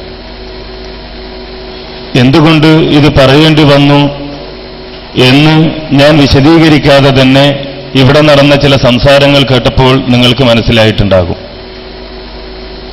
അള്ളാഹുവിനോട് മാത്രം പ്രാർത്ഥിക്കണം എന്ന് അള്ളാഹു സുബ്ഹാനഹു വ തആല പറയുമ്പോൾ, മറുഭാഗത്ത് വിഷയം അവതരിപ്പിച്ച നമ്മുടെ സഹോദരൻ സൂചിപ്പിച്ചതുപോലെ അല്ലാഹുവല്ലാത്തവരോട് പ്രാർത്ഥിക്കുകയും എന്നിട്ട് ഞങ്ങൾ മധുരപാനീയമാണ് കുടിക്കുന്നത് എന്ന് വിശ്വസിക്കുകയും ചെയ്യുന്ന ഒരവസ്ഥ നമ്മുടെ സമൂഹത്തിൽ ഇത്തരം ആളുകൾ ഉണ്ടാക്കിയെടുത്തു. കുടിക്കുന്നത് കള്ള് തന്നെയാണ്, പക്ഷെ പറയുന്നത് ഞങ്ങൾ മധുരപാനീയമാണ് കുടിക്കുന്നത്. കള്ളിനെ മധുരപാനീയമാക്കി മാറ്റാനുള്ള ശ്രമങ്ങളാണ് ഇവിടെ നടന്നുകൊണ്ടിരിക്കുന്നത് എന്നർത്ഥം. മുജാഹിദ് പ്രസ്ഥാനത്തെ സംബന്ധിച്ചിടത്തോളം അവരുടെ നിലപാടുകൾ വളരെ കൃത്യമാണ്. കാരണം അല്ലാഹു സുബ്ഹാനഹു വ തആല അവന്റെ ഖുർആനിലൂടെ പഠിപ്പിച്ച ഒരു കാര്യം, വല്ലദീന തദഊന മിൻ ദൂനിഹി മാ യംലികൂന മിൻ ഖിത്മീർ, അല്ലാഹുവിന് പുറമെ നിങ്ങൾ ആരോട് തന്നെ തേടിയാലും, ആരോട് ദുആ നടത്തിയാലും, ആരോട് പ്രാർത്ഥന നടത്തിയാലും അവർക്ക് ഒരു കാരക്കക്കുരുവിന്റെ മുകളിലുള്ള പാടയിടാത്ര പോലും കഴിവില്ല. ഇൻ തദഊഹും ലാ യസ്മഉ ദുആഅക്കും, നിങ്ങളുടെ ദുആ അവർ കേൾക്കുകയില്ല, അവർ കേട്ടാൽ തന്നെ ഉത്തരം ചെയ്യുകയില്ല. വലൗ സമിഉ മസ്തജാബു ലക്കും, നിങ്ങളുടെ ദുആ കേട്ടാലും അവർ ഉത്തരം ചെയ്യുകയില്ല. വയൗമൽ ഖിയാമത്തി യക്ഫുറൂന ബിശിർക്കിക്കും, നാളെ പരലോകത്ത് നിങ്ങൾ ഹാജരാക്കപ്പെടുന്ന സമയത്ത് നിങ്ങൾ ചെയ്ത ഈ ശിർക്കിനെ, നിങ്ങൾ ആരോടാണോ തേടിയത്, നിങ്ങൾ ആരോടാണോ പ്രാർത്ഥന നടത്തിയത്, നിങ്ങൾ ആരോടാണോ ദുആ നടത്തിയത്, ആ ആളുകൾ നിഷേധിക്കുകയും ചെയ്യും എന്ന് അല്ലാഹു സുബ്ഹാനഹു വ തആല അവന്റെ ഖുർആനിൽ പറഞ്ഞതുകൊണ്ട് തന്നെ മുജാഹിദുകളെ സംബന്ധിച്ചിടത്തോളം ഒരാശങ്കയുമില്ല. നമ്മുടെ സമൂഹത്തിലുള്ള ആളുകൾ അല്ലാഹു അല്ലാത്ത ആരോടെങ്കിലും പ്രാർത്ഥന നടത്തുന്നുവെങ്കിൽ, ആരോടെങ്കിലും പ്രതിസന്ധിയുടെയും പ്രയാസങ്ങളുടെയും സമയങ്ങളിൽ രക്ഷപ്പെടാൻ വേണ്ടി തേടുന്നുവെങ്കിൽ അത് ശിർക്കാണ് എന്ന കാര്യത്തിൽ സംശയമില്ല. അത് വിജനപ്രദേശത്തായാലും ശരി, അതല്ല ആളുകളുള്ള പ്രദേശത്തായാലും ശരി, കരയിലായാലും ശരി, കടലിലായാലും ശരി, മഹാനോടായാലും ശരി, നബിയോടായാലും ശരി, ജിന്നിനോടായാലും ശരി, മലക്കിനോടായാലും ശരി, പിശാചിനോടായാലും ശരി, ശിർക്കാണ് എന്ന കാര്യത്തിൽ മുജാഹിദ് പ്രസ്ഥാനത്തിന് സംശയമില്ല. കാരണം ഈ ആയത്ത്, ഞാൻ ഓതിക്കേൾപ്പിച്ച ആയത്ത്, അത് വിശദീകരിച്ചുകൊണ്ട് ഇമാം ഖുർത്തുബി തന്റെ തഫ്സീറിൽ രേഖപ്പെടുത്തിയത് നമുക്കിങ്ങനെ വായിക്കാം. ഇൻ തദഊഹും എന്ന് പറഞ്ഞാൽ എന്താണ്?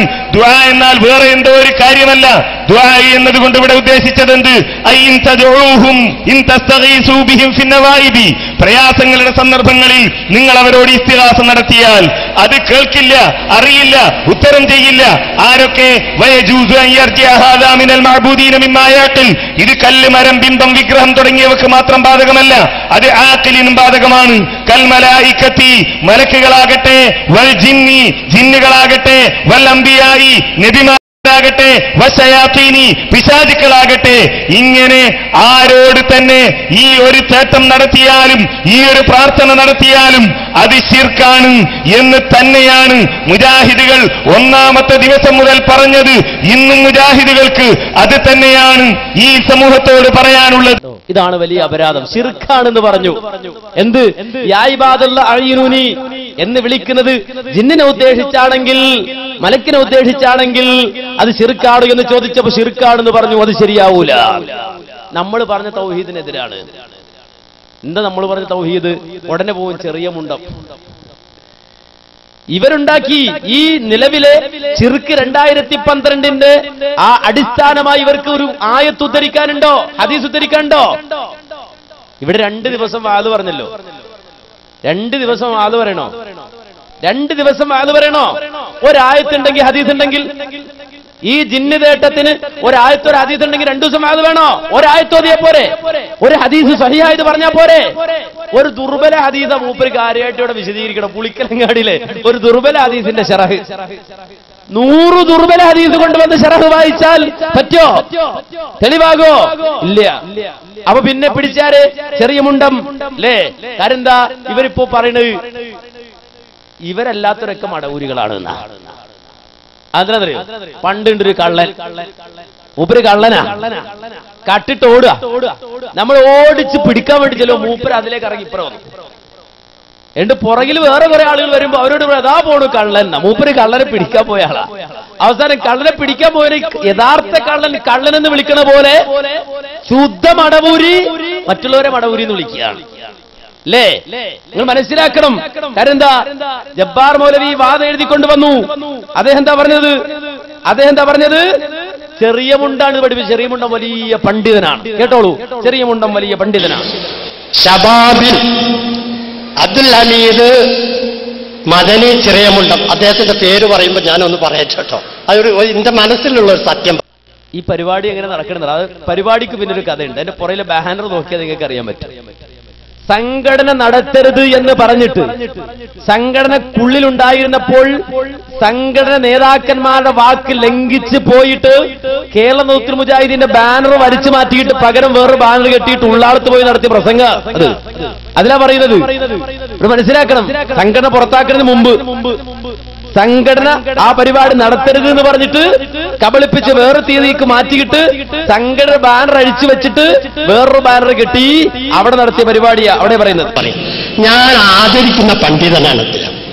KNMന്റെ കൂട്ടത്തില് അല്ലെങ്കിൽ മറുഭാഗത്തട്ടെ ഈ ഭാഗത്താകട്ടെ, ഇന്ന് എന്റെ മനസ്സിൽ ഇന്നും ഞാൻ ഈ പ്രസ്ഥാനത്തിലേക്ക് കടന്നു വന്ന കാലത്തും ഖുറാഫാത്തിൽ നിന്ന് പ്രസ്ഥാനത്തിലേക്ക് കടന്നു വന്നതിന്റെ ശേഷം ഞാൻ മനസ്സുകൊണ്ട് ആദരിക്കുന്ന, വിവരമുണ്ട് എന്ന് മനസ്സിലാക്കുന്ന, അതായത് ഇന്ന് MM അക്ബർ പ്രവർത്തിച്ചിരുന്ന ഇപ്പോൾ പ്രവർത്തിച്ചുകൊണ്ടിരിക്കുന്ന അതേ പ്രവർത്തനവും അതേസമയം ഖുർആനും ഹദീസും പഠിച്ചുകൊണ്ടുള്ള മറ്റ് ഭാഗങ്ങളും സംസാരിക്കാൻ കെൽപ്പുള്ള ഒരു പണ്ഡിതനാകുന്നു എന്നുള്ള നിലക്ക് അബ്ദുൽ ഹമീദ് മദനിയെ ഞാൻ ആദരിക്കുന്നു, ബഹുമാനിക്കുന്ന വ്യക്തിയാണ്. അദ്ദേഹം പറഞ്ഞത് തെറ്റാണെന്ന് എനിക്ക് അഭിപ്രായമില്ല. കണ്ടോ, ചെറിയമുണ്ടും പറഞ്ഞത് തെറ്റാന്ന് എനിക്ക് അഭിപ്രായമില്ല. അദ്ദേഹം വലിയ പണ്ഡിതനാണ്, മൂപ്പര സർട്ടിഫിക്കറ്റാണ്, വലിയ പണ്ഡിതൻ. നമുക്കും തർക്കമൊന്നുമില്ല, മൂപ്പര് വലിയ പണ്ഡിതനായിക്കോട്ടെ. അപ്പോ പണ്ഡിതനാണെന്ന് മാത്രമല്ല, ഇതേ പ്രസംഗത്തിൽ തന്നെ ഇദ്ദേഹം പറയുന്ന മറ്റൊരു സംഗതിയുണ്ട്, കേട്ടോളൂ. ഇദ്ദേഹം പറയാം, ഇതിനെക്കുറിച്ച് ഞാൻ പറയുന്നത് എന്താണെന്ന്, ഇതിലെ ഏറ്റവും വലിയ രസം മറുവിഭാഗം, മുമ്പേ ഭിന്നിച്ചു പോയ വിഭാഗം ഉണ്ടല്ലോ. ഞാൻ ഈ മടവൂരിയാള് മറ്റേത് വരുന്നൊന്നും ഞാൻ പറയാറില്ല. അതുകൊണ്ട് അവർ സ്വീകരിക്കാത്തൊരു പേര് ഞാനും ഉപയോഗിക്കണ്ട എന്നുള്ള നിലക്ക് ഞാനും പറയാറില്ല. ഞാൻ ഈ മടവൂരിയാള് മറ്റേത് വരുന്നൊന്നും ഞാൻ പറയാറില്ല. അതുകൊണ്ട് അവർ സ്വീകരിക്കാത്തൊരു പേര് ഞാനും ഉപയോഗിക്കണ്ട എന്നുള്ള നിലക്ക് ഞാനും പറയാറില്ല. കാരണം ഞാൻ സംഘടനാ വിരോധം കൊണ്ട് ഇതുവരെ എഴുതിയിട്ടില്ല ആർക്കും. ബാക്കിയുള്ളവരൊക്കെ സംഘടനാ വിരോധം കൊണ്ട് പറയണ, മൂപ്പര് മടവൂരി എന്നൊന്നും പറയാറില്ല എന്നാ. അപ്പൊ ഖുറാഫി എന്ന് പറയാൻ പാടില്ല. ഖുറാഫിന്ന് ഖുറാഫികൾ പേരിട്ടിട്ടുണ്ടോ? കുബൂരി എന്ന് പറയാൻ പറ്റുമോ? കുബൂരികൾക്ക് കുബൂരികളെന്ന് കുബൂരികൾ പേരിട്ടിട്ടുണ്ടോ? മൗദൂദി എന്ന് പറയാൻ പറ്റുമോ? മൗദൂദികൾക്ക് മൗദൂദികളെന്ന് മൗദൂദികൾ പേരിട്ടിട്ടുണ്ടോ? അപ്പൊ അവരവർക്കിടാത്ത പേര് അവരെ വിളിക്കാൻ പാടില്ല. മടവൂരി ഒന്നും പറയാൻ പാടില്ല, പറയാറില്ല എന്ന് മൂപ്പര് പറഞ്ഞത്. നിങ്ങൾ ആലോചിച്ച് നോക്കൂ. അങ്ങനെയാണെങ്കിൽ പിന്നെ ഒന്നും പറയാൻ പാടില്ല. മുഅ്തസിലി എന്ന് പറയാൻ പാടില്ല. മുഅ്തസിലിയാക്കൾ പറയാൻ പറ്റുമോ? ഖവാരിജിയാക്കൾ പറയാൻ പറ്റുമോ? ഇതൊക്കെ അവരവർക്കിട്ട പേരാ അല്ല. അപ്പൊ ഈ വിദണ്ഡവാദം, അപ്പൊ മടവൂരി എന്ന് പോലും പറയാൻ പറ്റില്ല. എന്നിട്ട് ഇദ്ദേഹം പറയുന്ന സംഗതി കേട്ടുള്ളൂ, ഇദ്ദേഹത്തിന്റെ ന്യായം. ശബാബിൽ അബ്ദുൽ ഹമീദ് മദനി ചിറയമുണ്ടം, അദ്ദേഹത്തിന്റെ പേര് പറയുമ്പോൾ ഞാനൊന്ന് പറയട്ടോ. അതൊരു എന്റെ മനസ്സിലുള്ള ഒരു സത്യം പറയും. ഞാൻ ആദരിക്കുന്ന പണ്ഡിതനാണ് അദ്ദേഹം.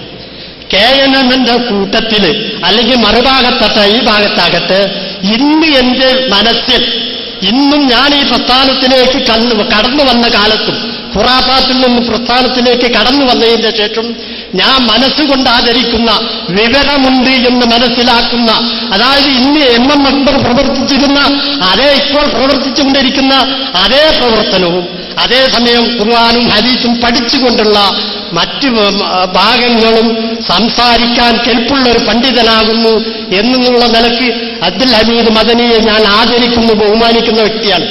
അദ്ദേഹം പറഞ്ഞത് തെറ്റാണെന്ന് എനിക്ക് അഭിപ്രായമില്ല. പക്ഷേ ഇത് എന്തുകൊണ്ട് മറുഭാഗം ഈ ഒരു വിഭാഗം മാത്രം കൊണ്ടു നടക്കുന്നു എന്നതാ ചോദിക്കുന്നത്. ജിന്നുകൾക്ക് അല്ലാഹു നൽകുന്ന കഴിവ് മനുഷ്യ കഴിവിന് അതീതമെങ്കിലും അതിനെ അഭൗതികമെന്ന് വിശേഷിപ്പിക്കുന്നത് ഇസ്ലാമിക കാഴ്ചപ്പാടിൽ ശരിയല്ല. അഭൗതികമായ കഴിവ് എന്ന് നാം പറയുമ്പോൾ ഉദ്ദേശിക്കുന്നത് അല്ലാഹു സൃഷ്ടികൾക്ക് ആർക്കും നൽകിയിട്ടില്ലാത്ത കഴിവാണ്. പക്ഷെ ഈ ജിന്നുകളോട് ഈ തേടാന്ന് പറഞ്ഞത് അത് ഒറ്റപ്പെട്ട സംഭവമാണ്, അത് രേഖാക്കരുതെന്നൊക്കെ പറഞ്ഞിട്ടുണ്ട് ശേഷം. ശരിയാണ്, ആ അഭിപ്രായം നമുക്കുണ്ട്. എന്നാൽ ഇതിപ്പോ അദ്ദേഹം എഴുതിയതിന് പ്രാർത്ഥനയില്ല. ഇത് തങ്ങളുടെ ബുക്കിലും മുമ്പ് ശബാബിലും ഉണ്ടായിട്ടും കേന്ദ്രകാർ ജിന്നിനോട് പ്രാർത്ഥിക്കാൻ പറഞ്ഞിരിക്കുന്നത് എന്നും പറഞ്ഞു. ഇത് ഈ ഇസ്ലാഹിലെ ലേഖനം വായിച്ച് നടക്കൽ കൊടുത്തിട്ട് കാലത്രായി. ഇത് ഇവർക്ക് കാണിച്ചിങ്ങനെ തിരിച്ചു മറിച്ചു ഇവർക്ക് എഴുതേണ്ടി വന്നു. ഇത് എഴുതി കൊടുത്തപ്പോൾ പിന്നെ എന്താ ചെയ്തത് എന്നറിയാം. ഇത് എഴുതി കൊടുത്തപ്പം ഇവർക്ക് ഗണ്ണനെ എഴുതുമ്പോൾ ഇതും എടുത്ത് ഉദ്ധരിച്ചപ്പം എന്താ പിന്നെ അവസാന മറുപടി പറഞ്ഞറിയാം. ഹീരമുണ്ടത്തിന്റെ അടുത്ത് എല്ലാവരും കൂടി സമീപിച്ചിട്ടുണ്ടാവും. പക്ഷേ അദ്ദേഹം പണ്ഡിതനാണ്. അദ്ദേഹം പറഞ്ഞിട്ടുണ്ടാവും, ഞാനത് തിരുത്തൂല, തിരുത്തിപ്പിക്കാൻ പോയി നോക്കിയിട്ടുണ്ടാവും. അങ്ങനെ കണ്ടോ. അപ്പൊ ചെറിയ മുണ്ട് എഴുതി, അതാണ് എന്റെ ഒന്നാം പ്രമാണം. മൂപ്പർക്കുള്ള ഒരു ആയത്തൊരു അതീതില്ല ചെറിയ മുണ്ട് എഴുതിന. ഇനി ചെറിയ മുണ്ടത്തിനടുക്കൽ തിരുത്താൻ വേണ്ടി ചെന്നു, പക്ഷെ മൂപ്പര് തിരുത്തിയിട്ടില്ല. അദ്ദേഹം പണ്ഡിതനാണ്, തിരുത്തിയിട്ടില്ല എന്ന് പറഞ്ഞത്. എന്നാൽ അറിയോ, ഇപ്പൊ ചെറിയ മുണ്ടത്തിനും തിരുത്തേണ്ടി വന്നു. ചെറിയ മുണ്ടത്തിനും തിരുത്തേണ്ടി വന്നു അല്ലേ? ഇന്ന് അല്ലെങ്കിൽ ഈ ഫെബ്രുവരി 5 ഒക്ടോബർ 2012 ഇറങ്ങിയ ശബാബിൽ ചെറിയ മുണ്ടത്തിനും തിരുത്തേണ്ടി വന്നു. ചെറിയ മുണ്ടൻ തിരുത്തി. എന്താ തിരുത്തി കേട്ടോ? ആ മറുപടിയുടെ ആരംഭത്തിലും അവസാനത്തിലും അല്ലാഹുവല്ലാത്തവരോട് പ്രാർത്ഥിക്കാമെന്നതിന് ഈ ഹദീസ് തെളിവല്ലെന്നും അത്തരം സഹായാർത്ഥനകൾക്കൊന്നും ഇസ്ലാമിൽ വകുപ്പില്ലെന്നും വ്യക്തമാക്കിയിട്ടുണ്ട്.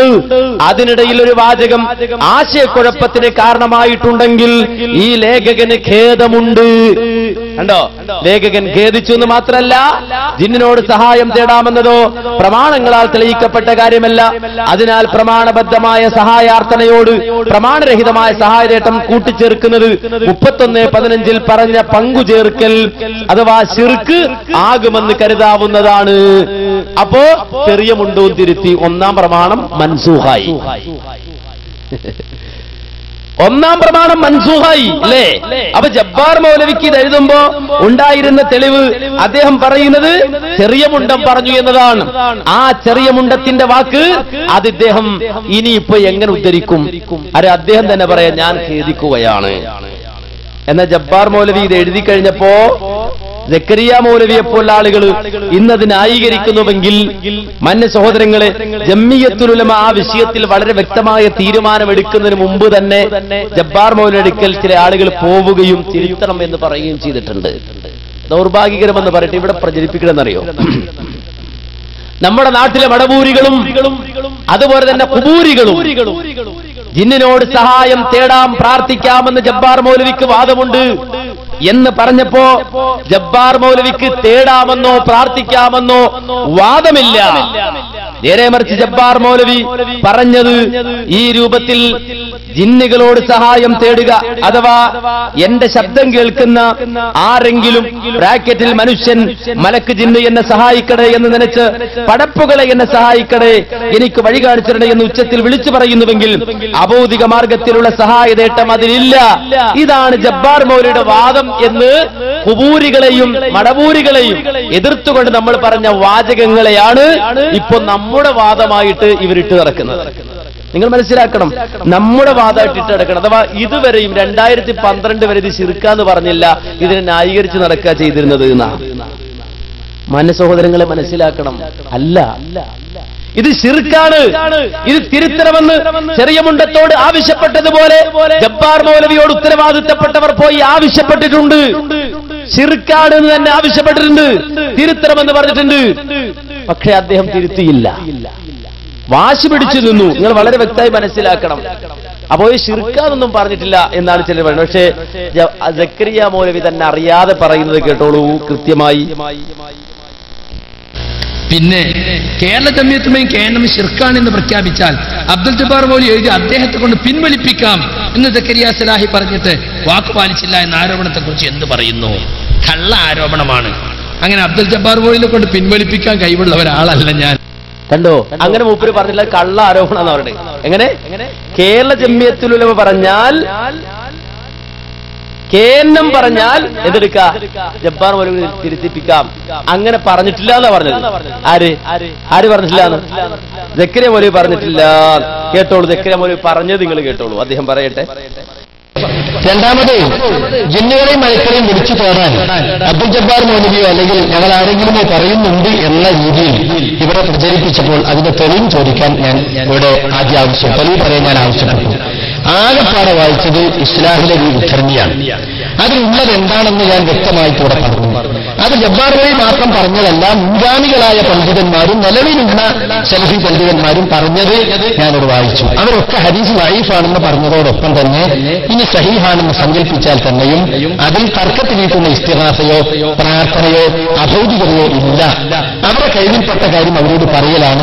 അതൊരിക്കലും ഇസ്തിഗാസക്ക് തെളിവാക്കാൻ പറ്റുകയും അവരൊക്കെ പറഞ്ഞതുപോലെ ജബ്ബാർ മൗലവി പറഞ്ഞു. ഇനിയും ആ ഉദ്ധരണി ശിർക്കുണ്ടിൽ ഭയങ്കര ആരോപണമാണല്ലോ. ശിർക്ക് പ്രചരിപ്പിക്കുന്ന ഭയങ്കര ആരോപണം. അബ്ദുൽ ജബ്ബാർ മോലി ഇന്നും നമ്മുടെ KJന്റെ ഫത്വാ ബോർഡ് മെമ്പറും ജാമിയ സലഫിയുടെ അധ്യാപകനും ഇപ്പോൾ വേങ്ങര പുതുതായി ആരംഭിച്ചിട്ടുള്ള ഹദീസ് കോളേജിലെ പ്രൊഫസറും ഒക്കെയാണ്. അദ്ദേഹത്തെ അത് പറഞ്ഞു ബോധ്യപ്പെടുത്തി കേന്ദ്രം മതി ശിർക്കാണ്, അത് തെറ്റാണ്, അല്ലെങ്കിൽ ശിർക്കുണ്ട് എന്ന് കേന്ദ്രമോ KJയോ പ്രസ്താവന ഇറക്കിയാൽ അത് പിൻവലിപ്പിക്കാൻ നമുക്ക് അദ്ദേഹത്തോട് ആവശ്യപ്പെടാം. അങ്ങനെയൊന്നും ഇതുവരെ ഉണ്ടായിട്ടില്ല. 2007 മുതൽ ഇത് 2011 ചില ആളുകൾ ആശയക്കുഴപ്പമുണ്ടാക്കാനല്ലാതെ അതിൽ വ്യക്തമായ ശിർക്കുണ്ടെന്നോ ശിർക്ക് പ്രചാരണമാണെന്നോ കേന്ദ്രമോ KJ ഔദ്യോഗികമായി ഇതുവരെ പറഞ്ഞിട്ടില്ല. അതുകൊണ്ട് അതല്ലാത്ത വലിയ ചോദ്യങ്ങളും ഇനി ചോദിക്കാനുണ്ടെങ്കിൽ നിങ്ങൾ ചോദിക്കാം. കണ്ടോ? അപ്പൊ ഇതാരാ ജിന്നാ പറഞ്ഞത്? അല്ല, ഇത് മനുഷ്യൻ തന്നെയാണോ പറഞ്ഞത്, ജിന്നാണോ? അല്ല, കേരള ജമിയത്തിൽ പറഞ്ഞാൽ അതുപോലെ തന്നെ കേന്ദ്രം പറഞ്ഞ പിൻവലിപ്പിക്കാന്ന് പറഞ്ഞപ്പോ ഇപ്പൊ ഗ്രൂപ്പ് യോഗം നടത്തുക. ഇനി കേട്ടോ മാന്യ സഹോദരങ്ങളെ, വീണ്ടും അദ്ദേഹം പറഞ്ഞ ആശയം പഴയ ആശയത്തിലേക്ക് തിരിച്ചു വരാം. അദ്ദേഹം പറയട്ടെ. പിന്നെ കേരള ജമിയത്തുമേയും കേന്ദ്രം ശിർക്കാണെന്ന് പ്രഖ്യാപിച്ചാൽ അബ്ദുൽ ജബ്ബാർ മൗലവി എഴുതി അദ്ദേഹത്തെ കൊണ്ട് പിൻവലിപ്പിക്കാം എന്ന് സക്കരിയ സലാഹി പറഞ്ഞിട്ട് വാക്കുപാലിച്ചില്ല എന്ന ആരോപണത്തെക്കുറിച്ച് എന്ത് പറയുന്നു? കള്ള ആരോപണമാണ്. അങ്ങനെ അബ്ദുൽ ജബ്ബാർ മൗലവിയെ കൊണ്ട് പിൻവലിപ്പിക്കാൻ കഴിവുള്ള ഒരാളല്ല ഞാൻ. പിന്നെ അത് ശിർക്കാണെന്ന് ബോധ്യപ്പെടുത്താൻ അബ്ദുറഹ്മാൻ സലഫിക്കും ഹുസൈൻ സലഫിക്കും കഴിഞ്ഞിട്ടില്ല ജബ്ബാർ മൗലവിനോട്. പിന്നെ എനിക്ക് കഴിയോ? കണ്ടോ? അപ്പോ ഹുസൈൻ സലഫിയും പോയി, അബ്ദുറഹ്മാൻ സലഫിയും പോയി. എന്തിനാ പോയത്? ഇത് ശിർക്കാന്ന് ബോധ്യപ്പെടുത്തും. പക്ഷെ മൂപ്പർക്ക് ബോധ്യപ്പെടുന്നില്ല. അപ്പൊ അബ്ദുറഹ്മാൻ സലഫിക്കും കഴിയണില്ല, ഹുസൈൻ സലഫിക്കും അത് ശിർക്കാന്ന് ബോധ്യപ്പെടുത്താൻ കഴിയില്ല. പിന്നെ എനിക്ക് കഴിയോ? കഴിയാഞ്ഞിട്ടല്ല, മൂപ്പർക്കും മനസ്സിലാണില്ല ഇത് ശിർക്കാന്ന് പറഞ്ഞിട്ട്. എന്താ ചെയ്യാ? അങ്ങനെ ഉണ്ടല്ലോ ചില ആൾക്കാര്. അപ്പൊ ഹുസൈൻ സലഫിയും പോയി, അബ്ദുറഹ്മാൻ സലഫിയും പോയി.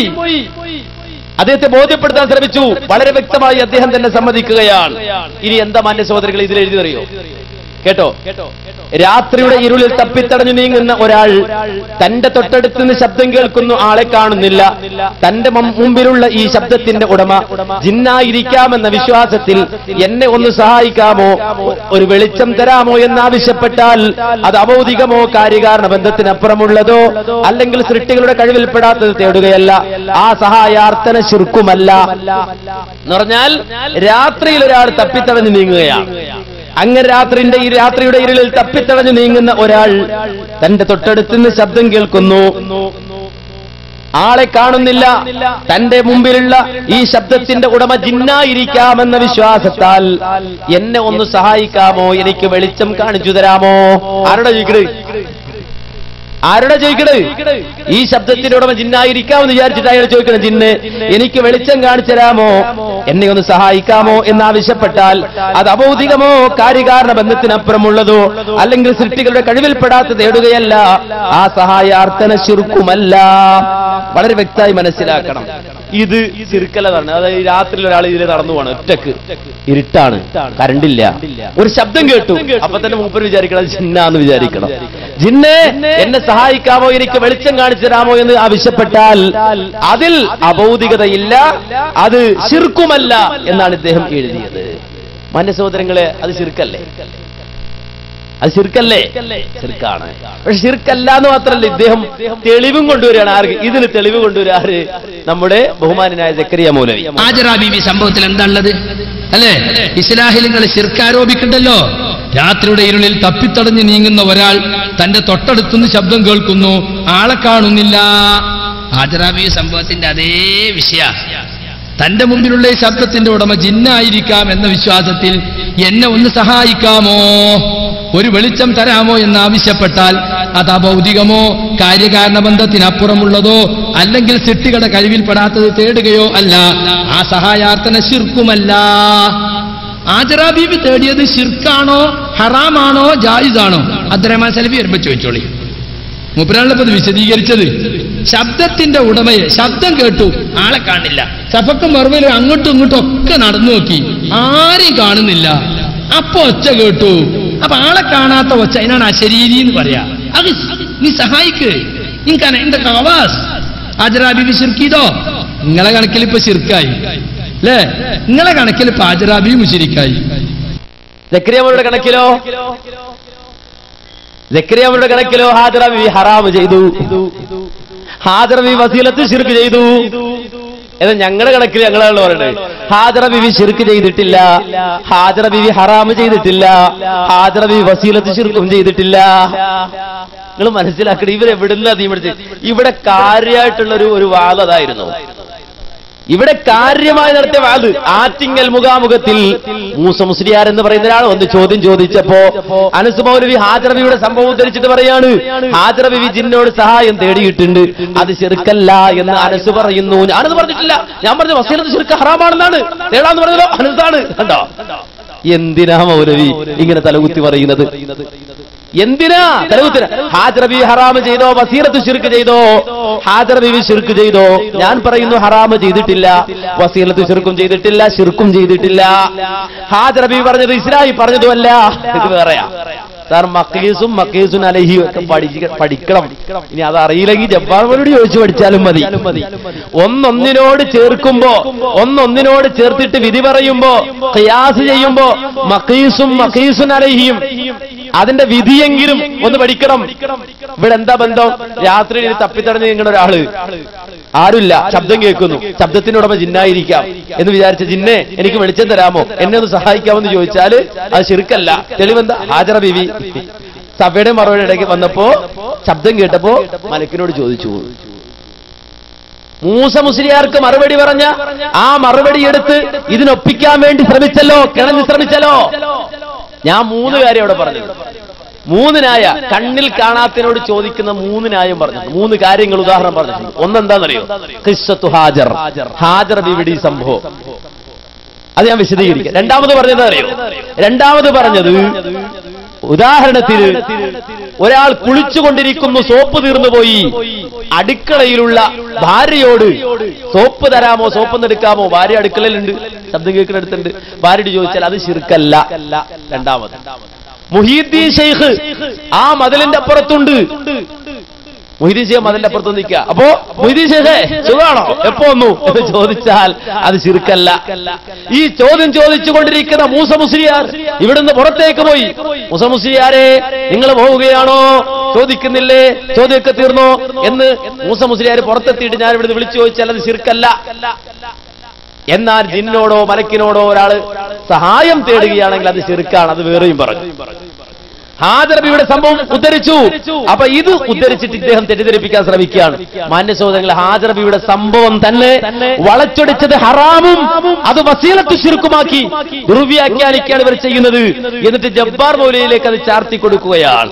എന്നാൽ ഹാജറ ബിവിയുടെ സംഭവത്തിലും നിങ്ങൾക്ക് തെളിവില്ല. കാര്യമെന്താ? ആ ഹാജറ ബിവിയുടെ സംഭവത്തിൽ പറയുന്നത് മഹാനായ ഇബ്രാഹിം അലൈഹിസ്സലാത്തു വസ്സലാം ഹാജറ ബിവിയെയും അതുപോലെ ഇസ്മായിൽ അലൈഹിസ്സലാത്തു വസ്സലാമിനെയും സഫാ മർവക്കിടയിൽ കൊണ്ടുവന്ന് വിട്ടു. അവിടെ ഉപേക്ഷിക്കുകയാണ്, മക്കയിൽ കൊണ്ടുവന്ന് ഉപേക്ഷിക്കുകയാണ്. മക്കയിൽ കൊണ്ടുപോയി ഉപേക്ഷിച്ചിട്ട് അദ്ദേഹം തിരിഞ്ഞു പോകുമ്പോ ഹാജറ ബീവി വിളിച്ചു ചോദിക്കുകയാണ്, യാ ഇബ്രാഹിം ഇലാ മൻ തത്റുകുനാ, ഓ ഇബ്രാഹിമെ എങ്ങോട്ടാണ് ഞങ്ങൾ വിട്ടുപോകുന്നത്? നിങ്ങൾ എങ്ങോട്ടാ പോകുന്നത്? ഇബ്രാഹിം നബിയോട് ഹാജറ ബീവി ചോദിക്കുക. ആ സന്ദർഭത്തിൽ ഇബ്രാഹിം നബി പറയുന്നു ഇലല്ലാ, അല്ലാഹുവിലേക്കാണ് പോകുന്നത്. ആ സന്ദർഭത്തിൽ മഹദി പറയുന്നു റദീതു ബില്ലാ, അല്ലാഹുവിൽ ഞാൻ തൃപ്തയാണ്, നിങ്ങൾ പൊയ്ക്കോളൂ എന്ന് പറഞ്ഞ് മടക്കി വിട്ടു. അങ്ങനെ ആ മഹദി കുട്ടിയുടെ അടുക്കിലേക്ക് മടങ്ങി വന്നു. അവരുടെ കൈയ്യിൽ തോൽപാത്രമുണ്ട്. ആ തോൽപാത്രത്തിൽ അവർ വെള്ളം കുടിച്ചു. കുട്ടിക്ക് അവര് പാല് കൊടുത്തു. അങ്ങനെ ഹത്താലമ്മ ഫനിയൽ മാ, ആ തോൽപാത്രത്തിലെ വെള്ളം തീർന്നു കഴിഞ്ഞപ്പോ അവരുടെ മുലപ്പാല് പറ്റി കുട്ടിക്ക് പാലുകൊടുക്കാൻ കഴിഞ്ഞില്ല. കുട്ടി കരയുകയാണ്. അങ്ങനെ അവര് ആരെങ്കിലും കാണുമോ എന്ന് അന്വേഷിച്ചുകൊണ്ട് ഓടുകയാണ്. ആദ്യം സഭയിൽ നിന്ന് മർവയിലേക്കും പിന്നെ മർവയിൽ നിന്ന് സഭയിലേക്കും ഇങ്ങനെ ഓടുകയാണ്. പക്ഷേ ആരെയും കാണുന്നില്ല, ഒരാളെയും അവിടെ കാണുന്നില്ല. അങ്ങനെ ഓടുകയാണ്, ആരെങ്കിലും ഉണ്ടോ എന്ന് അന്വേഷിച്ച്. അങ്ങനെ ഓടി അത്തമ്മത്ത് സഭ 7 പ്രാവശ്യം അങ്ങ് പൂർത്തിയായി. 7 പ്രാവശ്യം സഭയുടെ മറുപടി ഇടയിൽ ഇങ്ങനെ ഓടുകയാണ്, അങ്ങോട്ടും ഇങ്ങോട്ടും. ആരെയും കണ്ടില്ല. അങ്ങനെ 7 വട്ടം പൂർത്തിയാക്കി. ഇല്ല, ഒരു രക്ഷയുമില്ല എന്ന് കണ്ട് വിഷമിച്ച് നിൽക്കുമ്പോ ഒരു ശബ്ദം ഇങ്ങനെ കേൾക്കുകയാണ്. ആ ശബ്ദം കേട്ടപ്പോ മഹദി പറഞ്ഞു, നിന്റെ കയ്യിൽ വല്ല ഖൈറുമുണ്ടെങ്കിൽ എന്നെ സഹായിക്ക്. അപ്പോഴതാ ജിബ്രീൽ ഇതിവിടെ ജിബ്രീലേ മലക്കേ എന്നെ സഹായിക്കണം തേടിയതാ അല്ല, ഒരു ശബ്ദം കേട്ടു. എന്താ ശബ്ദം? എന്ത് ശബ്ദം കേട്ടത്? ഇങ്ങനെ വായിക്കുമ്പോൾ മനസ്സിലാക്കും, ഹദീസുകൾ ജമ്മ ചെയ്യുമ്പോ കൃത്യമായി മനസ്സിലാവും. ഒരു ശബ്ദം കേട്ടു, ദൂരത്തുനിന്നൊരു ശബ്ദം കേൾക്കുകയാണ്. മാത്രമല്ല വേറെ റിപ്പോർട്ടിൽ എന്താ, അവരെ സംബന്ധിച്ചിടത്തോളം അവരിങ്ങനെ ഓടുകയാണ്, സഫാ മർവക്കടയിൽ ഇങ്ങനെ ഓടുമ്പോ ഒരു ശബ്ദം ഇങ്ങനെ കേൾക്കുക. അവരൊന്നുകൂടി ശ്രദ്ധിച്ചു, പിന്നെ കേൾക്കാണ് ആ ശബ്ദം. അപ്പൊ ഒരു ശബ്ദം ഇങ്ങനെ കേൾക്കാണ്. അപ്പോ മഹദി പറഞ്ഞു, ഖദ് അസ്മഅത്, നീ ശബ്ദം കേൾപ്പിച്ചല്ലോ, അതുകൊണ്ട് ഇൻകാന ഇൻദക ഗിവാസ്, നിന്റെ കയ്യിൽ എന്തെങ്കിലും സഹായം ഉണ്ടെങ്കിൽ എന്നെ സഹായിക്ക്. ഫഇദാ ഹിയ ബിൽ മലക്, അപ്പോഴതാ മലക്ക്. അല്ലാതെ ശബ്ദം കേട്ടപ്പോൾ മലക്കേ മലക്കാന്ന് വിചാരിച്ചിട്ട് മലക്കേ എന്നെ സഹായിക്കണേ എന്ന് പറഞ്ഞിട്ടില്ല. ഒരു ശബ്ദം കേട്ടു. ഇനി മാത്രല്ല, ആ ശബ്ദം ദൂരെ നിന്ന് കേട്ടു എന്ന് മാത്രല്ല, പിന്നീട് ഹാജറബി നോക്കുമ്പോ ഒരാളിങ്ങനെ നിൽക്കുകയാണ്, മാത്രല്ല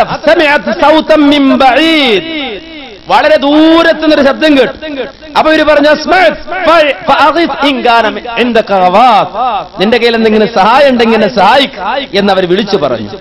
പിന്നെ അവരിങ്ങനെ നോക്കുകയാണ്, ഒരു നല്ല സുന്ദരൻ മനുഷ്യൻ അവിടെ നിൽക്കുകയാണ്. മനസ്സിലായോ?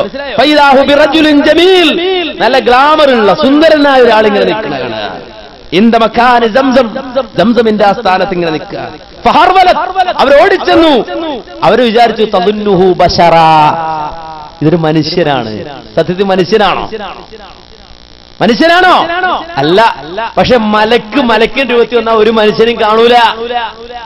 അതുകൊണ്ടാണ് ഒരു മലക്കിനെ അള്ളാഹു മനുഷ്യർക്കിടയിലേക്ക് വിട്ടാൽ മനുഷ്യന്റെ രൂപത്തിൽ വരും. അങ്ങനെ മലക്ക് പ്രവാചകന്മാരുടെ അടുക്കൽ വരല്ലേ. അപ്പോ വന്നിട്ട് ശബ്ദം ഉണ്ടാക്കുക. ഏതായിരിക്കും സ്വാഭാവികമായിട്ട് ആ ശബ്ദം? തേങ്ങയുടെ ശബ്ദമാണോ? ആണോ? പടക്കം പൊട്ടി ശബ്ദം? ഒരു ശബ്ദം കേട്ടു. എന്ത് ശബ്ദം? ഒരു മനുഷ്യൻ വരിക, ഒരു മനുഷ്യന്റെ രൂപത്തിൽ വരിക. യഥാർത്ഥത്തിൽ മനുഷ്യനാണോ? അല്ല, മലക്ക. ഹാജറബി മലക്കയെ രക്ഷിക്കണമെന്ന് ചോദിച്ചില്ല. സഹായിക്കണമെന്ന് പറഞ്ഞില്ല. ചോദിച്ചു, വന്നതാരാ? ജിബ്രീലാ. ഇത് ശിർക്കല്ല, വസീലത്തു ശിർക്കല്ല, ഹറാമല്ല. അങ്ങനെ ആയിരുന്നെങ്കിൽ ഹാജറബിയെ കൊണ്ട് അല്ലാഹു ചെയ്യിക്കൂല. കാരണം ഇനി അത് മാത്രമല്ല, നമുക്ക് വീണ്ടും കാണാം, ഹാജറബിയുടെ അടുക്കലേക്ക് വന്നിട്ട് സംസാരിക്കണം ഇയാള്. ഈ മലക്കിന്റെ രൂപത്തിൽ വന്നാണ് സംസാരിക്കാം. നീ ആരാ? അവര് പറഞ്ഞു, അന ഹാജർ ഉമ്മു വലദി ഇസ്മായിൽ ഉമ്മു വലദി ഇബ്രാഹിം, ഇബ്രാഹിമിന്റെ കുട്ടിയുടെ ഉമ്മയായ ഹാജറാണ് ഞാന്. കണ്ടോ? മൻ വക്കലക്കുമാ, നിങ്ങളെ രണ്ടുപേരെ ആരെ ഏൽപ്പിച്ചാ പോയത് ഇബ്രാഹിം?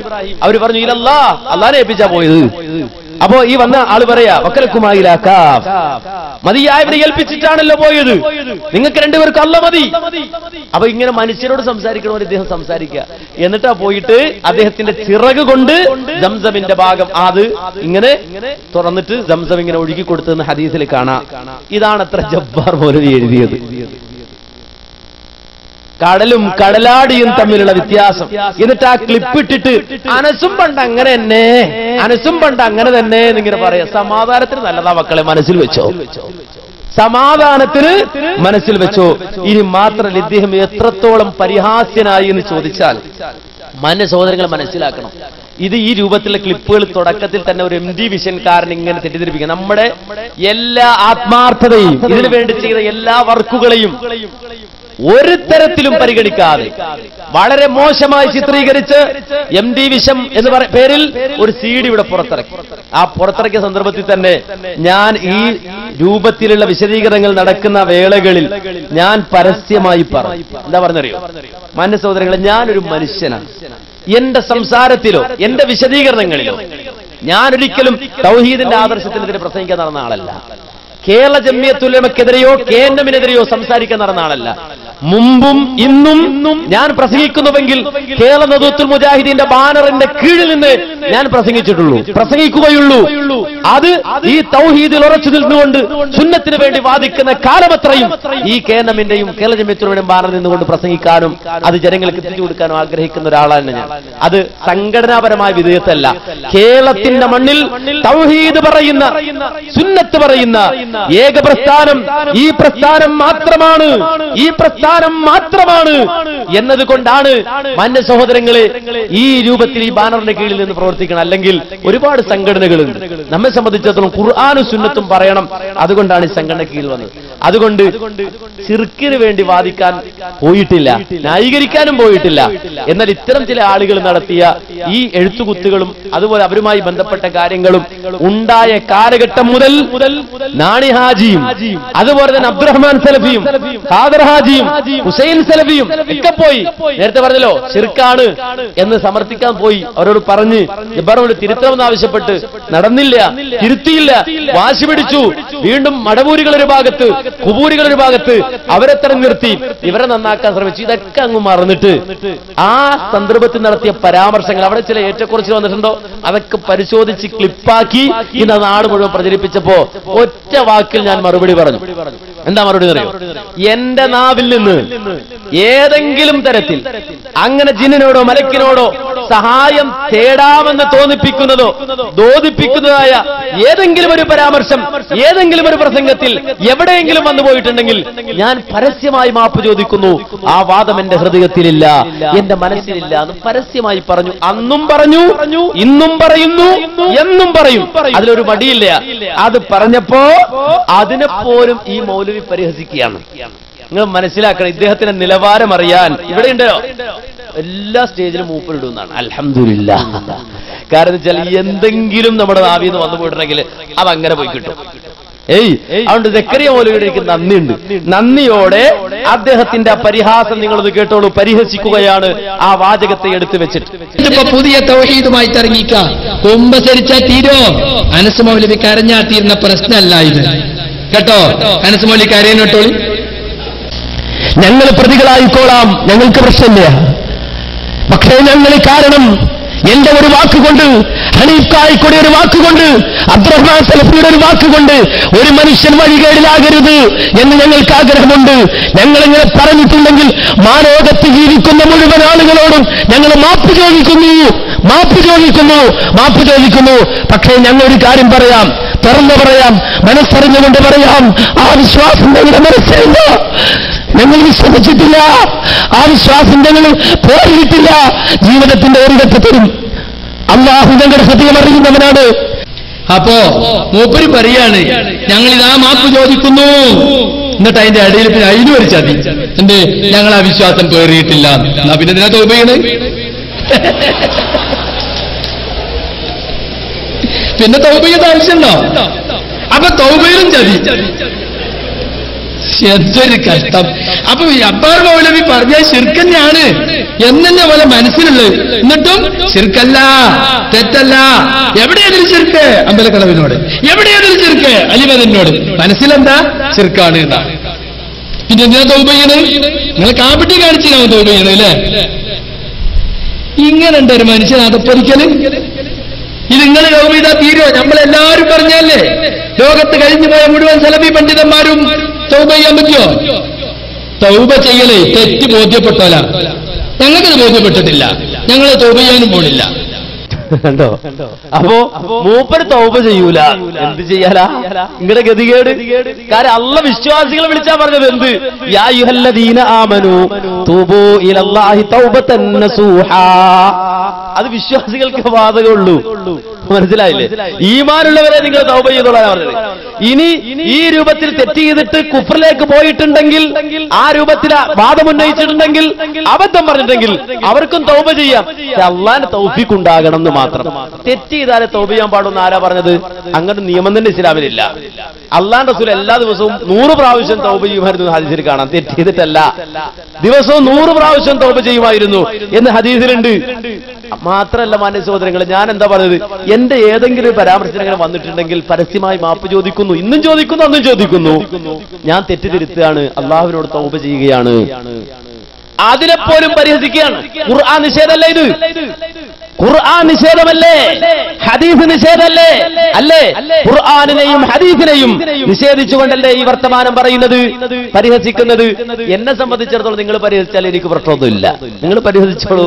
കാരണം വെച്ചാൽ വേൾഡ് തെറി പ്രഭാഷകൻ എന്ന കീർത്തി കേട്ട ആളാ മൂപ്പര്.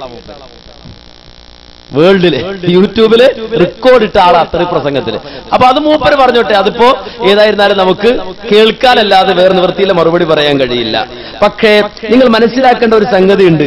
ഇത് ഇദ്ദേഹം തന്നെ ഇദ്ദേഹത്തിന് മറുപടി, ഈ പരിഹാസത്തിന് ഇദ്ദേഹം തന്നെ മറുപടി. ഞാൻ തെറ്റ് പറ്റിയിട്ടുണ്ട്, തിരുത്തിയിട്ടുണ്ടെങ്കിൽ ഇദ്ദേഹത്തെ സംബന്ധിച്ചിടത്തോളം അദ്ദേഹം അതിന് പരിഹസിക്കാൻ എന്താണുള്ളത്?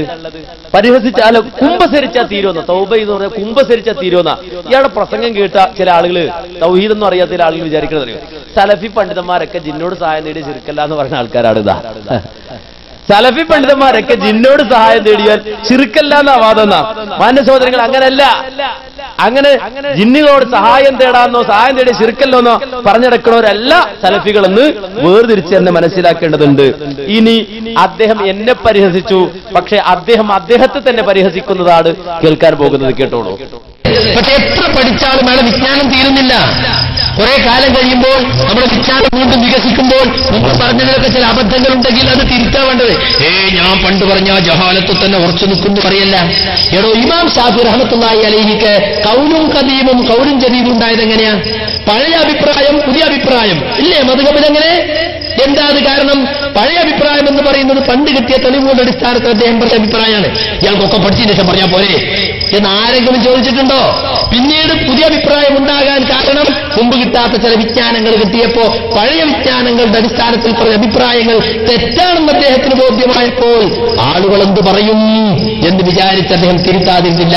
പഴയ അഭിപ്രായങ്ങൾ തിരുത്തി. അതുകൊണ്ട് ഇമാം ഷാഫി റഹ്മത്തുള്ളാഹി അലൈഹി അഭിപ്രായങ്ങളിൽ രണ്ടു തരം അഭിപ്രായങ്ങൾ കാണാം, ഖൗലുൻ ഖദീം ഖൗലുൻ ജദീദ്. ആരെങ്കിലും ഇമാം ഷാഫിയെ കുറിച്ച് ആക്ഷേപിക്കാറുണ്ടോ? ഇത് മൊത്തത്തിൽ പണ്ഡിതന്മാർക്കിടയിൽ നടപ്പുള്ള ഒരു കാര്യമാണ്. ഒരു തെറ്റ് നമുക്ക് മുമ്പ് സംഭവിച്ചു എന്ന് തോന്നിയാൽ പഴയ ആ തെറ്റ് ഞാൻ തിരുത്തുന്നു എന്ന് പറയല്, അല്ലാഹു സുബ്ഹാനഹു വ തആല എനിക്ക് ഖേദിച്ചു മടങ്ങല്, അതെല്ലാം എല്ലാവരുടെയും നല്ല സ്വഭാവമായിട്ടാണ് നമ്മൾ കാണുന്നത്. പക്ഷേ തെറ്റ് തിരുത്തുന്നതിനെ ശ്ലാഘിക്കേണ്ടതിന് പകരം കുത്തിപ്പറയുകയാണ് പേരോട് ചെയ്യുന്നത്. അദ്ദേഹം മൊത്തത്തിൽ പണ്ഡിതന്മാർക്കിടയിൽ നടപ്പുള്ള ഒരു കാര്യമാണ്. ഒരു തെറ്റ് നമുക്ക് മുമ്പ് സംഭവിച്ചു എന്ന് തോന്നിയാൽ പഴയ ആ തെറ്റ് ഞാൻ തിരുത്തുന്നു എന്ന് പറയല്, അല്ലാഹു സുബ്ഹാനഹു വ തആല എനിക്ക് ഖേദിച്ചു മടങ്ങല്, അതെല്ലാം എല്ലാവരുടെയും നല്ല സ്വഭാവമായിട്ടാണ് നമ്മൾ കാണുന്നത്.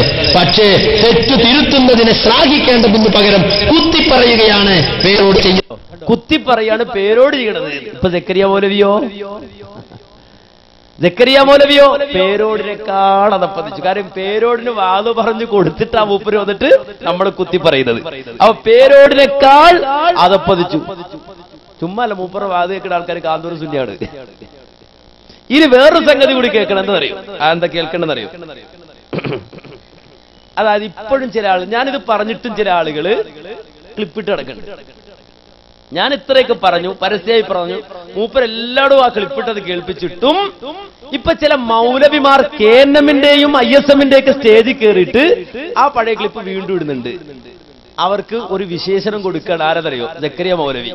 എന്താ വിശേഷണം അറിയോ? കൃഷ്ണം വീങ്ങിയോ. എന്റെ ഡയലോഗല്ല, നിങ്ങൾ വിട്, അങ്ങനെ വിചാരിക്കരുത്. ഇദ്ദേഹം കൊടുക്കുന്ന അദ്ദേഹത്തിന്റെ ഒരു വിശേഷണ കേട്ടോ. അതായത് നമ്മളൊരു എന്തെങ്കിലും ഒരു ക്ലിപ്പ് വന്നു തന്നെ വിചാരിക്കും, സഹോദരങ്ങൾ അതെനിക്ക് അബദ്ധം പറ്റിയതാണ്, തെറ്റ് പറ്റിയതാണ്, നിങ്ങൾ അത് ഇട്ട് കിടക്കണ്ട, ഞാൻ തിരുത്താണ് എന്ന് പറഞ്ഞാൽ ആ ക്ലിപ്പിങ്ങിന് ഇട്ട് കിടക്കുക. അത് യഥാർത്ഥത്തിൽ ഗതികേടാ അല്ലേ? കാര്യം അറിയോ? ഈ പറയുന്ന സക്കരിയ മൗലവി മടവൂരുകൾ പിരിയുന്നത് വരെ പ്രസംഗിച്ചറിയോ? പ്രസംഗിച്ച് നടന്നത് സിഹിറിൽ ഉണ്ട് എന്ന് വിശ്വസിച്ചാൽ അയാൾ മുശ്രിക്കായി. സിഹിർ ചെയ്തെന്ന് വിശ്വസിച്ചാൽ മതി, അല്ലെങ്കിൽ സിഹിർ ഉണ്ട് എന്ന് വിശ്വസിച്ചാൽ മതി, അയാൾ മുശ്രിക്കായി. ഇവരപ്പൊ നമ്മളെ നിഷേധികളാക്കി നടക്കുന്ന ആൾക്കാർ മനസ്സിലാക്കണം, അസിൽ മനസ്സിലാക്കണം. എന്നാൽ ഇത് ഇദ്ദേഹം പിന്നീട് തിരുത്തി, സംഘടന പിളർന്നതിന് ശേഷം തിരിച്ചു. അങ്ങനെ ചില ആൾ പലതും തിരുത്തിയുണ്ട്. ഞാനിപ്പോ എല്ലാം കൂടെ ഉദ്ധരിക്കുന്നില്ല, ആവശ്യം വരുന്ന മുറക്ക് ഞാൻ ഇൻഷാ അല്ലാഹ് കുറച്ച് പറഞ്ഞുതരാം. പല ആളുകളുണ്ട്, ഒന്നും അറിയാത്ത ആളുകളുണ്ട്, ഒന്നും അറിയാൻ നടക്കുന്ന ആൾക്കാരുണ്ട്, ഞങ്ങളൊന്നും അറിഞ്ഞിട്ടില്ല എന്ന് പ്രസംഗിച്ച് നടക്കുന്ന ആൾക്കാരുണ്ട്. ഒക്കെ അത്തരം ആൾക്കാരുടെ സ്ഥാനമൊക്കെ ഇവിടെ ഉണ്ട്. ഞാൻ എല്ലാം കൂടെ പറയണ്ടല്ലോ, എല്ലാം കൂടെ പറയാൻ പറ്റിയ സമയമില്ല. ആവശ്യം ഉള്ളത് ഞാനിപ്പോ തൽക്കാലം പറയാം.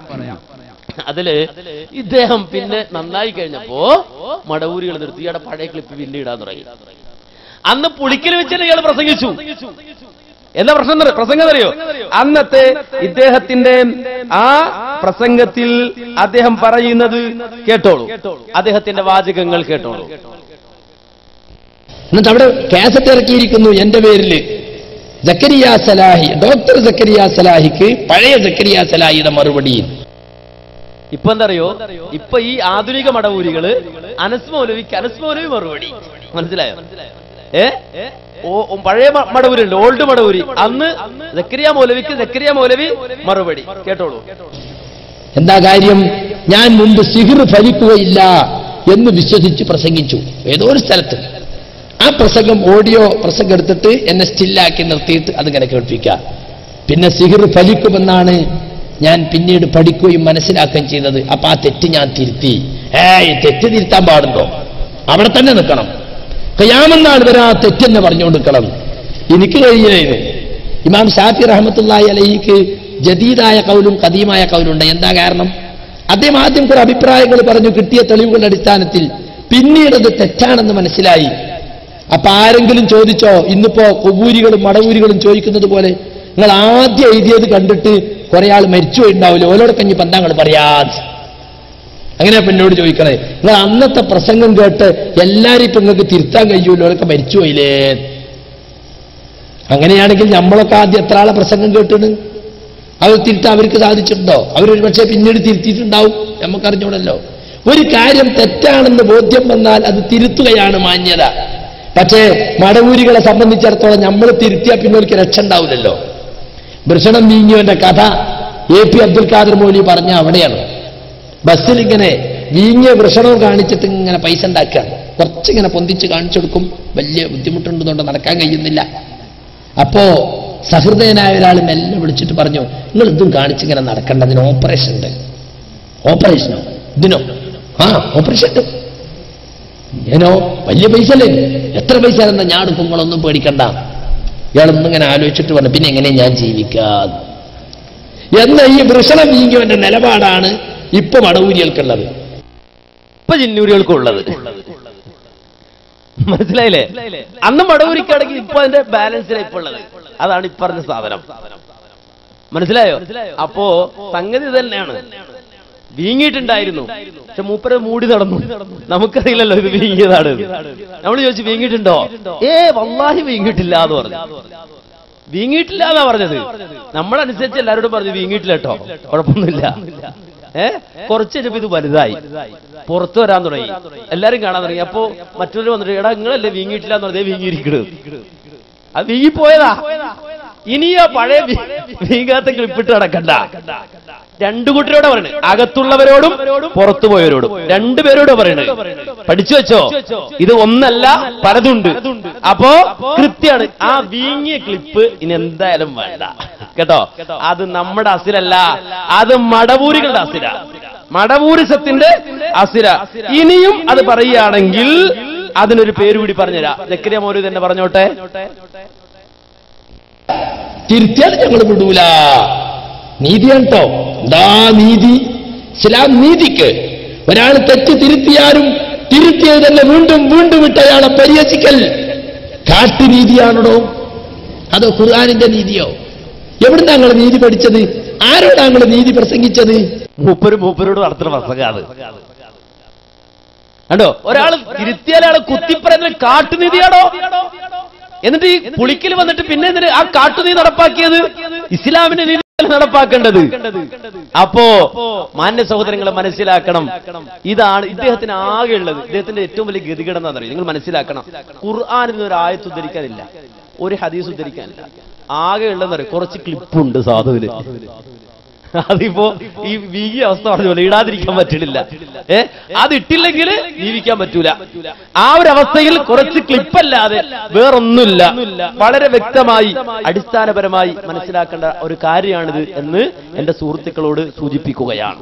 പിന്നെ ഒരു സംഗതി കൂടെ പറയട്ടെ. ഇദ്ദേഹം അടിസ്ഥാനപരമായി ഇപ്പോൾ പറഞ്ഞു നടക്കുന്ന സംഗതിയുണ്ട്. കാരണം എന്ന് വെച്ചാൽ ഇദ്ദേഹം ഇങ്ങനെ റോഡിൽ നടന്ന് പറയേണ്ട കാര്യമൊന്നുമില്ല. ഇയാള് ആലപ്പുഴ പോണിന്ന് പിന്നെ കോഴിക്കോട് അവിടെ ഇവിടെ ആരാ ചേന എല്ലായിടത്തും ഈ പറഞ്ഞു നടക്കുന്നുണ്ട്. അപ്പോ ഇത്രയൊന്നും ആവശ്യമില്ല. ഞങ്ങൾ പറഞ്ഞു നിങ്ങൾ വളരെ സ്നേഹത്തോടെ വാ, നിങ്ങളിങ്ങനെ കണ്ണന പ്രസംഗം നടത്തൊന്നും വേണ്ട, നമ്മളൊക്കെ എന്തായാലും അറിയുന്ന ആൾക്കാരല്ലേ, ഇരുന്ന് ചർച്ച ചെയ്യാം. എന്നിട്ട് സംസാരിച്ച് ചർച്ച ചെയ്ത് നമ്മെ സംബന്ധിച്ചിടത്തോളം ജനങ്ങൾക്ക് ബോധ്യപ്പെടുത്തി കൊടുക്കാം. അത് പറഞ്ഞ മൂപ്പര് സമ്മതിക്കൂല. സമ്മതിക്കൂല. ഒരുപാട് ആളുകൾ കരഞ്ഞുകൊണ്ട്, എനിക്കറിയാം അബൂദാബിയിലുള്ള താജുക്ക അദ്ദേഹം വിളിച്ചു കരഞ്ഞുകൊണ്ട് പറഞ്ഞു, മൗലവി നിങ്ങൾ എന്തിനാണ് ഈ രൂപത്തിൽ സംസാരിക്കുന്നത്? എന്തിനാ നമ്മള് പ്രസ്ഥാനമല്ല ഇത്, ആദർശമല്ല. നിങ്ങൾക്ക് ഒരു ഡെസ്കിൽ അങ്ങോട്ടും ഇങ്ങോട്ടും ഇരുന്നിട്ട് സംസാരിച്ചിട്ട് എന്ത് ചെലവ് വേണം ഞാൻ വഹിക്കാം, ഞാൻ വരാം. താജിക്കുണ്ട്, അബുദാബിയിലുള്ള ഒരു സുഹൃത്താണ്, എനിക്കറിയാവുന്ന, എന്നെ അറിയുന്ന, സക്കരിയ മൗലവി അറിയുന്ന, സക്കരിയ മൗലവിക്ക് അറിയുന്ന ഒരു സഹോദരൻ കരഞ്ഞിട്ട് വിളിച്ചു. ഞാൻ പറഞ്ഞു ഞാൻ തയ്യാറാണ്, അദ്ദേഹത്തെ കൊണ്ടുപോവാ, ഇരിക്ക്, ചർച്ച ചെയ്യാം. മുജാഹിദ് പ്രസ്ഥാനത്തിലെ പണ്ഡിതന്മാർ തയ്യാറാണ്, ചർച്ച ചെയ്യാം, കൊണ്ടുപോവാ. ഇദ്ദേഹം പറഞ്ഞു നിങ്ങൾ റെഡിയാണ്, നിങ്ങൾ റെഡിയാണ്. അതേ പറഞ്ഞു ഞാൻ സക്കരിയ മൗലവി വിളിക്കട്ടെ എന്ന് ചോദിച്ചു. ആ വിളിച്ചോ, ധൈര്യത്തെ വിളിച്ചോ. അദ്ദേഹം വിളിച്ചു. അദ്ദേഹം പറഞ്ഞതറിയോ, ഈ കാട്ടുനീതിയുടെ വാഗ്ദാവ് പറഞ്ഞതറിയോ, ഒരു കൊല്ലം കഴിയട്ടെ, ഞാനൊന്ന് പൂട്ടട്ടെ എന്നാ മൂപ്പര് പറയണേ. പൂട്ടാനൊന്നും നിങ്ങളില്ല, ഞങ്ങൾക്ക് പൂട്ടാനല്ല, ഒന്ന് ഞങ്ങളെ സംബന്ധിച്ച് നന്നായിട്ടൊന്ന് ശ്വാസം വിടാനില്ല. നിങ്ങളങ്ങനെ അഹങ്കരിക്കണ്ട. ഇവർ അദ്ദേഹത്തിന്റെ വിചാരിച്ചാൽ ഈ മുന്നിൽ വന്ന് കൂടി നിൽക്കണ മടവൂരികൾ ഫുള്ള് മൂപ്പറ അനുയായികൾ, പിന്നെ വഴിയെ പോയവരൊക്കെ മൂപ്പറ അനുയായികൾ ഈ സാധു വിചാരിച്ചിട്ടുള്ളത്. നിങ്ങൾക്ക് മുജാഹിദ് പ്രസ്ഥാനത്തെ അറിയില്ല, നിങ്ങൾക്ക് മുജാഹിദ് പ്രസ്ഥാനം എന്തെന്ന് അറിഞ്ഞുകൂടാ. അറിയോ? കേരളത്തിലെ ജനതയെ നിങ്ങൾക്ക് അറിഞ്ഞുകൂടാ. ആയിക്കോട്ടെ, മൂപ്പറ വിചാരം അതാ, ഇവർ ഞാനൊന്ന് പൂട്ടി വരട്ടെ എന്നാ പറയണേ. പൂട്ടി വരട്ടെ. മനസ്സോദരങ്ങൾ മനസ്സിലാക്കണം, അദ്ദേഹത്തിന്റെ നസീഹത്ത് മനസ്സിലാക്കണം. എന്നാൽ ഇദ്ദേഹം പുറത്താക്കപ്പെടുന്നതിന് മുമ്പ് ആന അമ്പാരിയായിട്ട് വാദപ്രയോഗത്തിന് വന്നതാ എറണാകുളത്തേക്ക്. പിന്നെ അപ്പോഴൊരു കത്ത് വന്നു ഗൾഫിൽ നിന്ന്. പുറകിൽ നടന്ന ഒരു ഷെയ്ഖിന്റെ അടുക്കുന്ന ഒരു കത്ത് വാങ്ങി അയച്ചിട്ട് TPക്ക് അയച്ച കത്ത്, അതുപോലെ ഒരു MM അയച്ച കത്ത് നേരെ എന്റെ മെയിലിലേക്ക്, വേറൊരാളുടെ മെയിലിലേക്ക്, എറണാകുളത്തേക്ക്. സംവാദം നടത്തരുതെന്ന് പറയാൻ, ചർച്ച നടത്തരുതെന്ന് പറയാൻ. എന്നിട്ട് ഇപ്പോ പലരും കേരളത്തിൽ പുറത്തുള്ള പല ആളുകൾ നമുക്ക് ഒരു വാദപ്രതിവാദം നടത്തിയിട്ട് ഫാറ്റിയിട്ട് മൂപ്പരായിട്ട് അങ്ങനെ തെളിയിക്കണമെന്നൊന്നുമില്ല. മൂപ്പരുടെ വാദം ദുർബലാണ്, അങ്ങേറ്റം തെളിവില്ലാത്തതാണെന്ന് തെളിയിച്ചു കൊടുക്കാൻ മുജാഹിദ് പ്രസ്ഥാനം സംബന്ധിച്ചത് ഒരു പ്രശ്നമില്ല. അതിനുവേണ്ടിയ വേദി ഒരുക്കണം എന്ന് പറഞ്ഞത്. ചർച്ചയാവാന്ന് ഇത്രയും മാലോകരം മുഴുവൻ വിളിച്ചു കിട്ടി, ഈ രൂപത്തിലെ ചർച്ച വേണം. ഇപ്പൊ അവസാനം അദ്ദേഹം പറയുന്നത് ഗൾഫിൽ വെച്ചാണെങ്കിൽ ചർച്ചയാവാം, സലഫി പണ്ഡിതന്മാരുടെ മുമ്പിൽ വെച്ചാണെങ്കിൽ ചർച്ചയാവാന്ന്. 2-3 വട്ടം നമ്മൾ പറഞ്ഞു. കാണിച്ചാല് ഇത്രയൊക്കെ കഷ്ടപ്പാടില്ലല്ലോ. ഇവിടുന്ന് എല്ലാവരും കൂടെ കിതാബും കെട്ടുമെടുത്തിട്ട് ഗൾഫിൽ പോയിട്ട് ഒരു ഷെയ്ഖിന്റെ മുന്നിൽ നിന്നിട്ട് എങ്ങനെ വാദപ്രയോഗം നടത്തുക? അറബിയിൽ. അങ്ങനെ അറബി വാദപ്രയോഗം നടത്തിയിട്ട് ഇവിടെ കൊണ്ടുവരുന്നത് ആരെ കേൾപ്പിക്കാനാ? സാധാരണക്കാർക്കോ? അപ്പോ വാദപ്രയോഗം എവിടെ പോയി നടത്തണമെന്നാ പറയുന്നത്. എന്നാൽ മുജാഹിദ് പ്രസ്ഥാനം സംബന്ധിച്ചിടത്തോളം അങ്ങനെ ഒരു പ്രയാസമില്ല കേട്ടോ.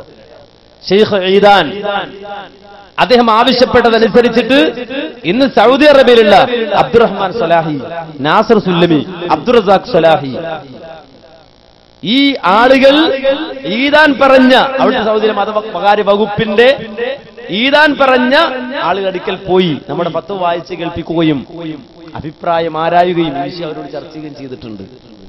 പക്ഷെ ഇദ്ദേഹം 2-3 പുളിക്കലും തിരുവനന്തപുരത്തൊക്കെ വീണ്ടും ആവർത്തിച്ചുകൊണ്ടിരിക്കുന്ന വെച്ചാൽ ഗൾഫിൽ വെച്ചാണെങ്കിൽ ഒരു സംവാദത്തിനുണ്ട്. ഇപ്പോഴും പറയാം, മുജാഹിദ് പ്രസ്ഥാനത്തെ സംബന്ധിച്ചിടത്തോളം ഇവിടുന്ന് ഗൾഫിൽ പോയിട്ടൊരു സംവാദം നടത്തേണ്ട ആവശ്യമില്ല. മുജാഹിദ് പ്രസ്ഥാനത്തെ സംബന്ധിച്ചിടത്തോളം പോകേണ്ട ആളുകളുണ്ടെങ്കിൽ ഉത്തരവാദിത്തപ്പെട്ടവർ പോയിട്ടുണ്ട് പോകുകയും ചെയ്യാം. പക്ഷെ ഇവരെന്താണെന്നറിയാം, ഇവരിപ്പോ പുതിയ അടവെന്താന്ന് ചോദിച്ചാല് ഗൾഫിൽ വെച്ചാണെങ്കിൽ വാദപ്രയോഗത്തിന് എടുത്ത് സമ്മതിക്കൂലെന്നാണ്. ആ പൂതിയും വേണ്ട. പുളിക്കൽ വെച്ചിട്ട് ആ സക്കരിയ മൗലവി നടത്തിയ വെല്ലുവിളിയും ഞങ്ങൾ സ്വീകരിച്ചിരിക്കുകയാണ്. സംഘടനാപരമായ, വ്യക്തിപരമായ നിങ്ങളുടെ ആവശ്യം നിറവേറിത്തരാൻ മുജാഹിദുകളെ സംബന്ധിച്ചിടത്തോളം ഒരു പ്രയാസമില്ല. ഞങ്ങൾ വരാം. ഏത് ശൈഖിന്റെ അടുക്കലാ പോകേണ്ടത്? സൗദിയിലേക്കാണോ? സൗദിയിലേക്ക്. അവിടെ ചെന്ന് കൃത്യമായ കരാറിന്റെ അടിസ്ഥാനത്തിൽ ഒരു വാദപ്രതിവാദം നിങ്ങളുമായി നടത്താൻ മുജാഹിദ് പ്രസ്ഥാനത്തിലെ ഔദ്യോഗികമായ ഒരു സ്ഥാനവും വഹിക്കാത്ത എന്നെപ്പോലുള്ള ഒരാളെ സംബന്ധിച്ചിടത്തോളം ഞങ്ങളുടെ ചെലവ് നിങ്ങൾ വഹിക്കുമെന്നാണ് പറഞ്ഞിട്ടുള്ളത്. നിങ്ങൾ എഴുതിയ ആ എറണാകുളത്തേക്ക് കൊടുത്തുവിട്ട കത്തിൽ നിങ്ങൾ ആ രൂപത്തിലാണ് ആവശ്യപ്പെട്ടുള്ളത്. ഞങ്ങളെ സംബന്ധിച്ചിടത്തോളം ഞങ്ങൾ നിങ്ങളുമായി വരാൻ, ചർച്ച ചെയ്യാൻ സൗദിയിൽ വെച്ചാണെങ്കിൽ പോലും ഞങ്ങൾ തയ്യാറാണ്. ഞങ്ങളുടെ ചെലവ് നിങ്ങൾ വഹിക്കണം. എനിക്ക് കൂടെ കൊണ്ടുവരുന്ന ആളുകൾ ആരാണെന്ന് വെച്ചാൽ അവർ ചിലവ് നിങ്ങൾ വഹിക്കണം. അതുപോലെ തന്നെ ഒരു കരാറ് കൂടിയുണ്ട്. അതെന്താന്ന് ചോദിച്ചാൽ കേരളത്തിൽ വെച്ച് കരാർ എഴുതി നമ്മൾ പോകും. കരാർ ഇവിടുന്ന്, സംവാദം അവിടെ. അതിന് ഞങ്ങളെ സംബന്ധിച്ചിടത്തോളം ഒരു പ്രയാസവും ഇല്ല. ഞങ്ങൾ അതിനോട് സഹകരിക്കും. സക്കരിയ മൗലവി ഇങ്ങോട്ട് സഹകരിച്ചില്ലെങ്കിൽ സക്കരിയ മൗലവിയുടെ അങ്ങോട്ട് സഹകരിക്കാൻ ഞങ്ങൾ തീരുമാനിച്ചിരിക്കുന്നു എന്ന വിവരം കൂടി അറിയിക്കുകയാണ്. അല്ലാഹു സുബ്ഹാനഹു വ തആല തൗഹീദിന് വേണ്ടി വാദിക്കാനും തൗഹീദിന്റെ മാർഗത്തിൽ ജീവിക്കാനും അവസാനം ലാ ഇലാഹ ഇല്ലല്ലാഹ് എന്ന കലിമത്തു തൗഹീദ് ഉച്ചരിച്ചുകൊണ്ട് മരിക്കാനുമുള്ള തൗഫീഖ് നാം ഏവരെയും അനുഗ്രഹിക്കുമാറാകട്ടെ. ربنا آتنا في الدنيا حسنة وفي الآخرة حسنة وقنا عذاب النار. ربنا تقبل منا إنك أنت السميع العليم وتب علينا إنك أنت التواب الرحيم. ربنا اغفر لنا ولإخواننا الذين سبقونا بالإيمان ولا تجعل في قلوبنا غلا للذين آمنوا ربنا إنك رؤوف رحيم والحمد لله رب العالمين. السلام عليكم ورحمة الله وبركاته.